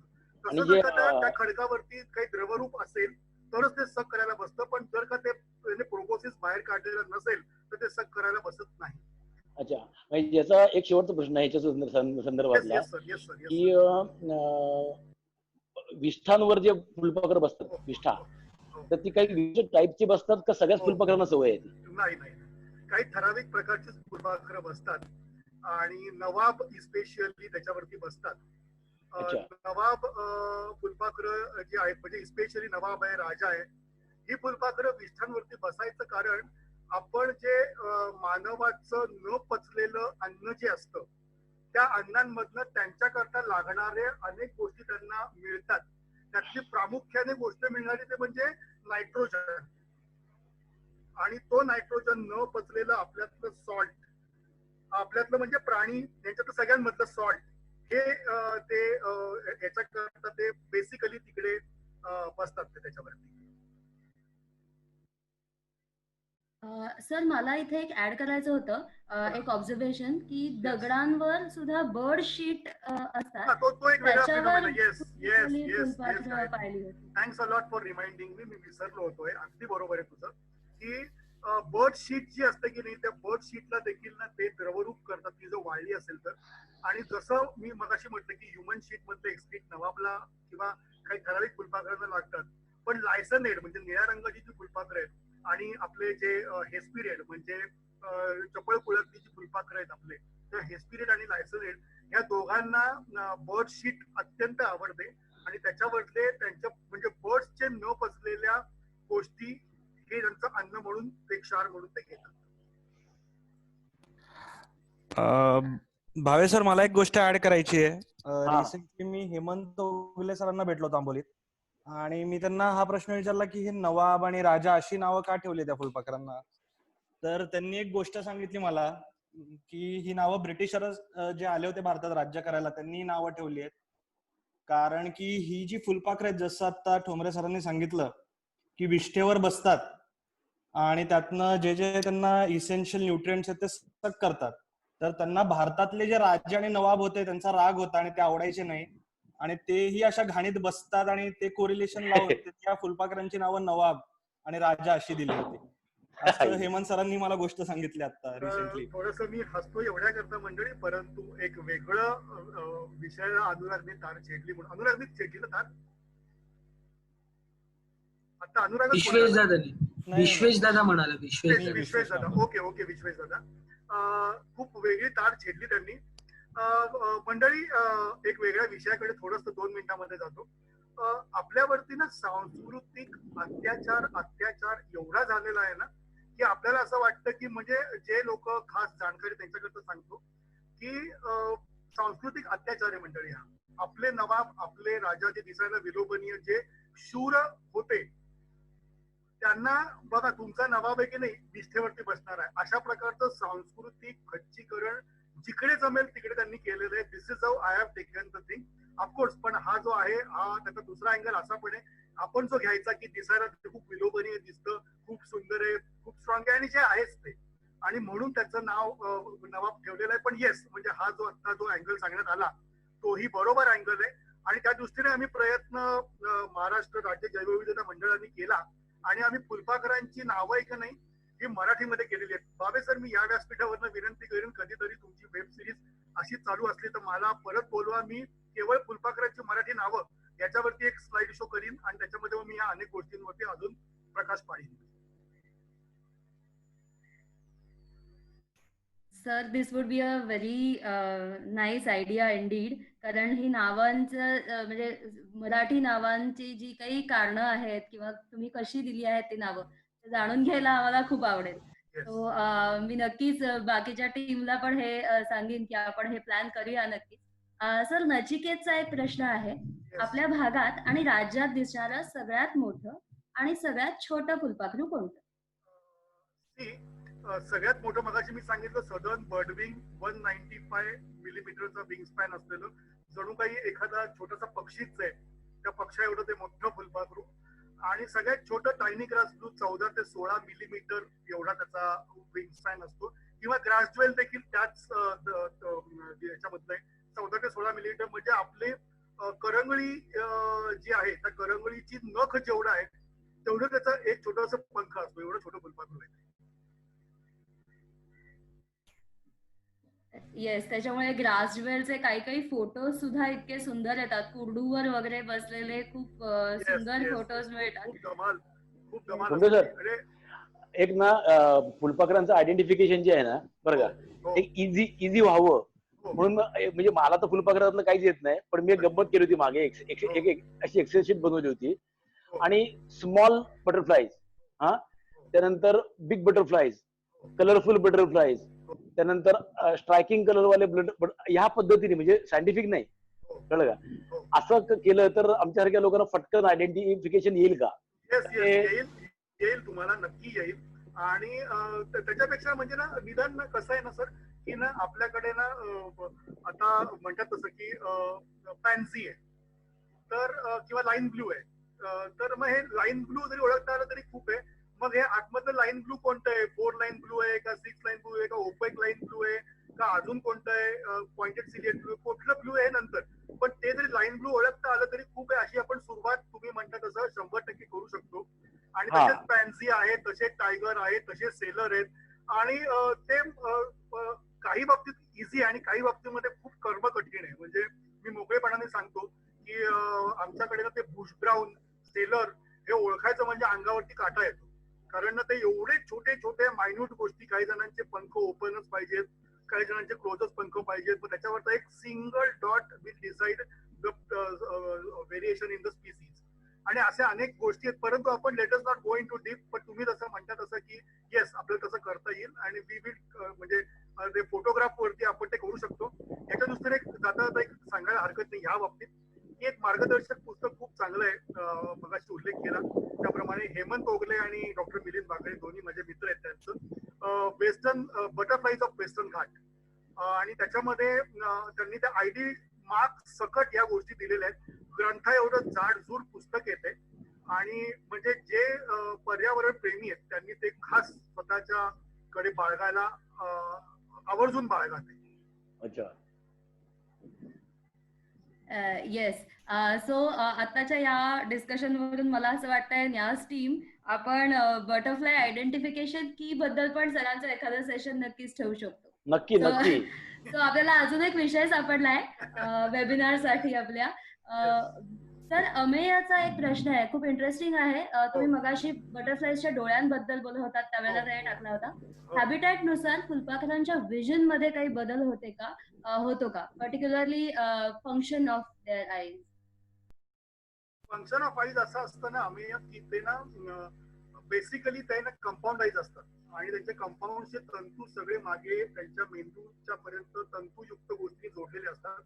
लाखो प्रकारचे dot dot dot dot dot dot त्यांचे असतात आणि त्यांचे आईज ना फक्त बघायचं काम करत नाही तर त्यांचे आईज हे त्यांच्या कडे असलेला धोका देखील पोचवायचं काम करतात. फॉर एक्झाम्पल बटरफ्लायजना ऐकता येत नाही, आपल्या सगळ्यांना माहिती आहे ना, कान नसतात. मग त्यांना धोक्याची सूचना हे त्यांच्या अँटेनाच्या बरोबरीने त्याच्या डोळ्यांमुळे पण होते आणि म्हणजे त्याचे व्हिज्युअल जे असतं ना ते येस प्रसंगानुरूप बदलतं. म्हणजे उन्हामध्ये असलेल्या फुलपाखराला एखादी गोष्ट दिसणं आणि सावलीमध्ये बसलेल्या फुलपाखराला दिसणं, येस डेफिनेटली. युजली त्यांचं 10 फुटापर्यंत 10 ते 12 फुटापर्यंत त्यांना दिसतं.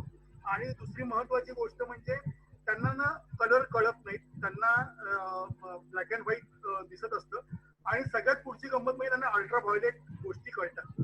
म्हणजे फुलांमधले जे अल्ट्राव्हायोलेट किरण असतात, रंग असतात, ते त्या फुलांना बरोबर फुलपाखरांना आकर्षून घेतात आणि त्या ठिकाणच्या गडदतेनुसार फुलपाखर तिकडे जातात. सो येस, फुलपाखरांच्या डोळ्यांचा खूप जास्त परिणाम त्यांच्या ओव्हरऑल हॅबिटॅट वरती आणि पर्सनॅलिटीवरती असतो. Thank you sir. Thank you sir. Overall insects eyes हाच एक खूप इंटरेस्टिंग विषय असल्यामुळे येस. सर गार्गीचे 2 प्रश्न आहेत. पहिला प्रश्न मधून आल्यावर ते बटरफ्लाय ऍडल्ट आहेत का? येस, गार्गी पहिल्यापासून उत्तर कुकून मधनं बाहेर पडल्याच. कारण मी हा प्रश्न ज्यावेळेला शाळांमध्ये आम्ही करतो त्यावेळेला मी पहिला प्रश्न विचारतो की किती जणांना असं वाटतं की फुलपाखरांची पिल्लं असतात आणि मग ती मोठी होतात आणि बिचारे ती लहान पिल्लं हात सगळे वरती करतात आणि मग त्यांना मी म्हणतो की तुम्ही रॉंग आहात. मग बिचारे ते थोडेसे नाराज होतात. पण म्हणजे तिथून आमची सुरुवात असते की मी त्यापासून उत्तर देईन की फुलपाखरू जे बाहेर पडतं तेच ऍडल्ट म्हणून बाहेर पडतं. माझ्याकडे एक असा ऐतिहासिक आणि अनेक जणांकडे असा फोटोग्राफ आहे, त्यात काही विशेष नाही, की ककून मधून बाहेर पडल्या त्या फुलपाखराचं मेजिंग होतंय. म्हणजे त्याच्या बॅक साईडला ते ककूनचा फोटो पण आहे, असा पण फोटोग्राफ मला येऊरला मिळालेला आहे. आणि तुम्हाला जे बटरफ्लाय दिसले होते विंग तुटलेले, ते बटरफ्लाय जिवंत होते का? येस, ऑफकोर्स ते जिवंत होतं. आणि बऱ्याच वेळाने ते तिकडे मी परत जाऊन बसतो तेव्हा ते त्या स्पॉटला येऊन ते गिरट्या घालायचं. ग्रेट एग फ्लाय नावाचं ते सॉरी ग्रेट ऑरेंज टिप नावाचं ते फुलपाखरू होतं आणि ते तिथेच गिरट्या घालायचं आणि त्याच्या पंखांवरती ते येऊन बसायचं. केदारचा सर एक प्रश्न आहे. पक्ष्यांप्रमाणे फुलपाखरांमध्ये रंग वेगवेगळे असतात का? आणि आयडेंटिफिकेशनसाठी मेल फिमेल आयडेंटिफिकेशनसाठी सुद्धा त्यांच्यात काही खुणा आहेत का? म्हणजे maybe Kedar is referring to sexual dimorphism. अच्छा अच्छा अच्छा. कसं आहे की येस, त्याचे वेगवेगळे काही काही यांना असतात. याचा फ्रँकली स्पीकिंग एक्सटेन्सिव्ह अभ्यास अजून चाललेला आहे. काही याच्यामध्ये एवढं व्हेरिएशन असतं ना केदार की उदाहरणादाखल सांगतो की ब्लॅक प्रिन्स मगाशी मी सांगितलं, त्याचा मेल आहे ना चक्क ब्राऊन काळा असतो आणि फिमेल आहे ना पिवळी धमक, मगाशी तुम्ही फोटोग्राफ बघितला, पिवळी धमक फिमेल असते. सो 100% म्हणजे कुठून पण अगदी काय आपण त्याला असं म्हणू नये पण अगदी आंधळा माणूस पण ओळखू शकेल अशी ती एवढी मोठी आहे. पण काही फुलपाखरांचं मेल फिमेल ओळखणं खूप कठीण असतं. युजली ना पक्ष्यांप्रमाणेच ना फिमेल ह्या कमी जास्त डार्क असतात, जास्त दिसायला चांगल्या असतात, पंख जास्त कमी त्यांचे विलोभनीय असतात दॅन द मेल. कारण त्यांना ऑफकोर्स प्रजननाची पुढची सगळी जबाबदारी निभावायची असते, त्यामुळे त्यांना सुंदर असून चालत नाही. पण जी सुंदर फुलपाखर आहेत, उदाहरणादाखल ज्वेल नवाब आहे किंवा इंडियन येलो नवाब आहे, यांची मेल आणि फिमेल मधलं फ्रँकली स्पीकिंग अजून अभ्यास मला तरी माहित नाही.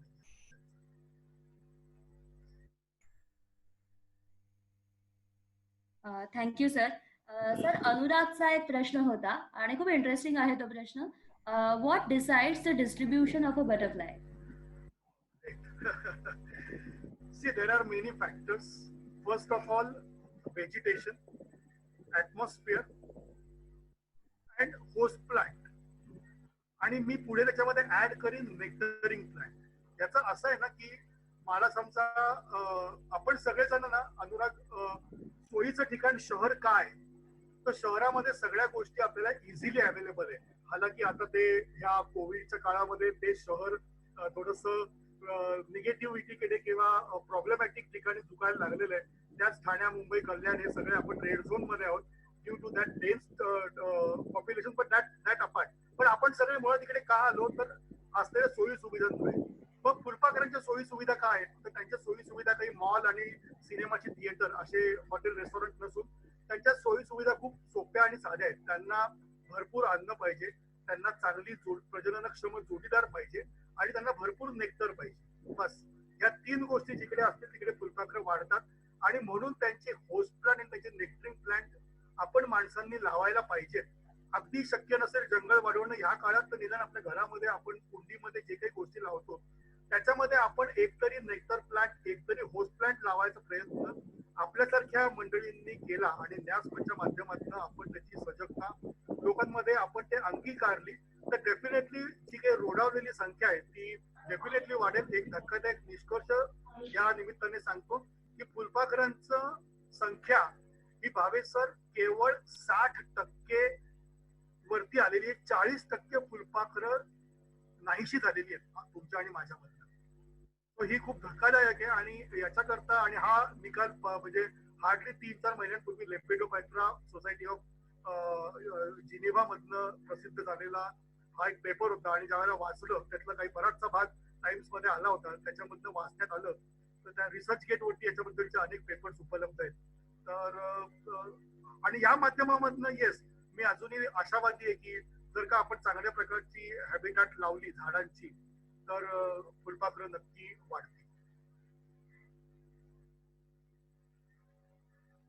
Thank you sir. धनश्रीचा एक याच्याशीच रिलेटेड प्रश्न आहे आणि मग त्याच्यानंतर विश्वेशचा प्रश्न आपण घेऊया. धनश्रीचा प्रश्न आहे, can we classify particular type of plants where butterflies tend to settle on and how long do they stay on those plants? As long as they lay egg, they only stay there. I mean, egg laying ची process जोपर्यंत असते तोपर्यंत ते, आणि identification of that plant एवढ्या पुरतच ते असतात. Otherwise ते फ्लू हवे. म्हणजे आपल्यासारखं जे पक्ष्यांसारखं त्यांचं नसतं की अंडी घातली मग पिल्ल बाहेर येऊ देत, मग पिल्लांना भरवू देत, पिल्ल मोठी होऊ देत, त्यांना उडायला लागू दे, मग आम्ही निघून जाऊ, असं बटरफ्लायचं नसतं. ह्याची कारण 2. बटरफ्लायची अंडी जेवढी ते घालतात त्याच्यातनं फायनल स्टेजला पोहोचून फुलपाखरं निर्माण होण्याचं प्रमाण हे 10% एवढंच असतं. त्याहून म्हणजे 90% अंडी किंवा त्यातनं येणाऱ्या अळ्या हे पूर्णपणे जातातच काही फुलपाखरांच्या. काही फुलपाखरांचं मात्र 100% फर्टिलिटी रेट असतो. तर त्यामुळे होस्ट प्लांट जवळ जे असतात ते तेवढ्या पुरतच ते असतात. And how do they identify असा प्रश्न होता, बरोबर ना? खूप इंटरेस्टिंग प्रश्न आहे हा. They identify on their due to त्याच्या पायांवरती जे हेअर्स असतात त्या हेअर्स वरनं ते आयडेंटिफाय करतात. Those hairs are there what we call it as त्यांची टंग, त्यांची जीभ आहे, आणि त्याच्यावरनं ते आयडेंटिफाय करतात की हे प्लांट माझं होस्ट प्लांट आहे का. त्या पायांच्या केसांवरती असलेल्या गोष्टींवरनं ते करतात and then they lay their egg on that plant. Thank you sir. हा जो डिटेल आहे ना की फुलपाखरू कसं ओळखतं त्याचं झाड, हा फारच इंटरेस्टिंग आणि अमेझिंग असते हा मुद्दा. विश्वेशचा सर प्रश्न आहे, what is the पावडरी substance on the wings of the butterfly? Very good. That powdery substance is nothing but the pigments. The pigments which decides the color. The pigments are inborn things in that butterfly. आणि ज्या वेळेला म्हणजे that pigments plus येणारा सूर्यप्रकाश, sun rays decides the butterfly color. That pigments is the genetic one. The moment आपण ते पिगमेंटची हालचाल, जशी माणूस साप काट टाकतो ना त्या पद्धतीने त्याच्या पिगमेंट मधली हालचाल जसं जसं ते मोठे होत असतात त्या पद्धतीने त्या फुलपाखरांच्या पंखांवरती असते. आणि त्या पिगमेंटची हालचाल जी असते ते आपण त्याला टच केलं की आपल्या हाताला लागणारं ते सबस्टन्स असतं, that is nothing but pigments.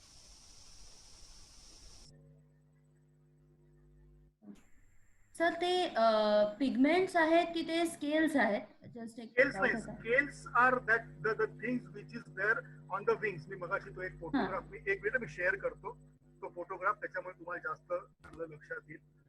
एकच मिनिट.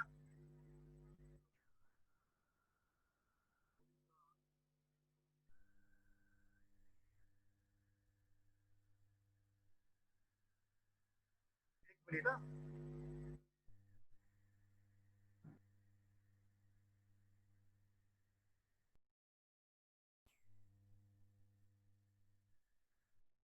हे बघा, स्क्रीनवर दिसतं सगळ्यांना?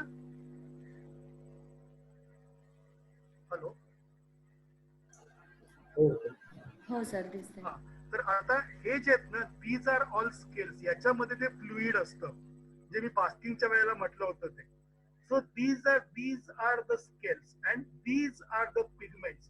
तुम्ही इथे हात लावलात ना, तर इथलं तुम्हाला काय येणार नाही, तुम्हाला इथलं सगळं हाताला लागेल.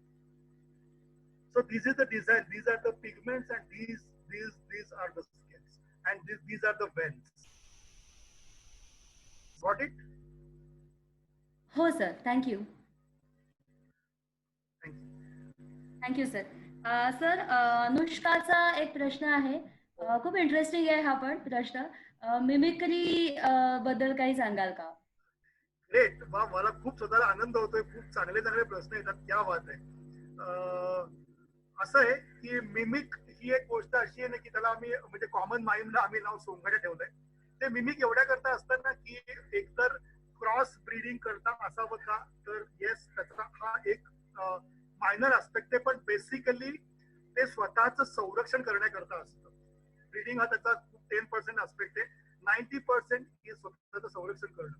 ते अशा गोष्टींचं मिमिक करतात की ज्या मिमिकमुळे पक्ष्यांना असं वाटतं की नको रे बाबा, हा नॉट टू बी टच या कॅडर मधलं हे फुलपाखरू आहे, आणि याला आपण जर हात लावला, याच्यावरती जर आपण अटॅक केला, तर आपल्याला याच्यापासून धोका व्हायची शक्यता आहे, आणि म्हणून आपण याला अटॅक करूया नको.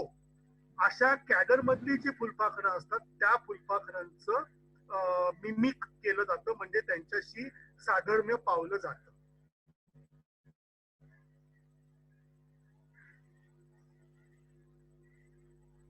Thank you sir.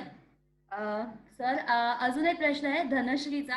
आपण हा प्रश्न घेऊ आणि आपण हे सेशन थांबवू. ऍक्च्युली खूप इंटरेस्टिंग प्रश्न सुरू आहेत, पण सेशन पण खूप बऱ्यापैकी वेळ लांबलाय, त्याच्यामुळे आपण आपल्याला थांबावं लागेल. धनश्रीचा प्रश्न आहे, what is the nectar collected from the plant is used for by a butterfly? म्हणजे प्लांट मधून कलेक्ट केलेलं नेक्टर फुलपाखरू कसं वापरतं?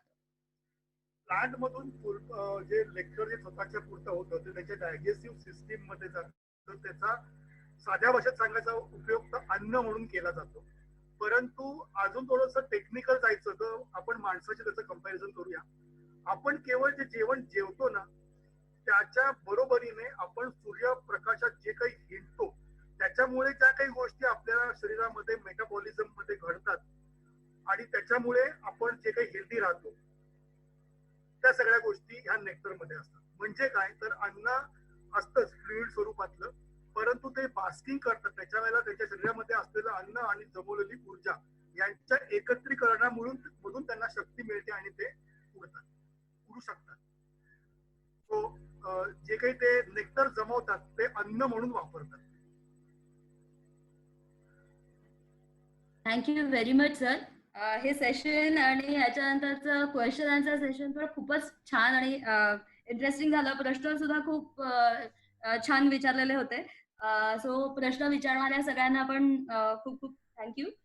मी एक जस्ट रिक्वेस्ट करेन आपल्या सगळ्या पार्टिसिपंट्सना की त्यांनी जर का त्यांचे व्हिडिओज ऑन केले तर आपल्यापैकी कोणाला तरी एखादा स्क्रीनशॉट घेता येईल.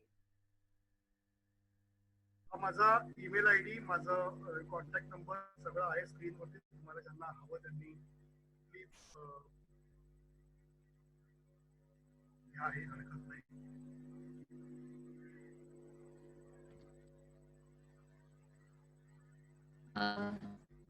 श्रीराम, तू स्क्रीनशॉट घेतोस?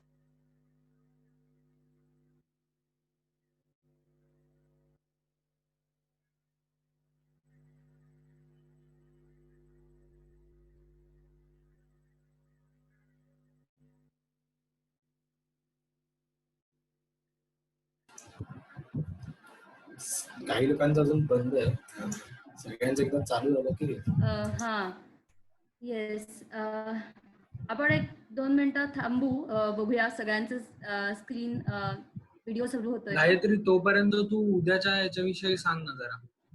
येस, उद्याच्या सेशन बद्दल सांगते.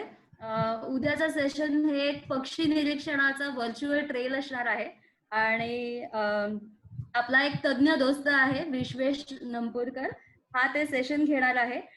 विश्वेश हौशी पक्षी निरीक्षक आहे, पण तो तितकाच एक्सपर्टही आहे पक्ष्यांच्या जगामध्ये आणि तो एक्सपर्ट रेप्टाईल्स मध्ये सुद्धा आहे. तर उद्या तो आपल्याशी पक्ष्यांबद्दल बोलेल. उद्या संध्याकाळी 6 वाजता हे सेशन होईल. सेशनची भाषा असणार आहे मराठी, इंग्लिश अशी असेल.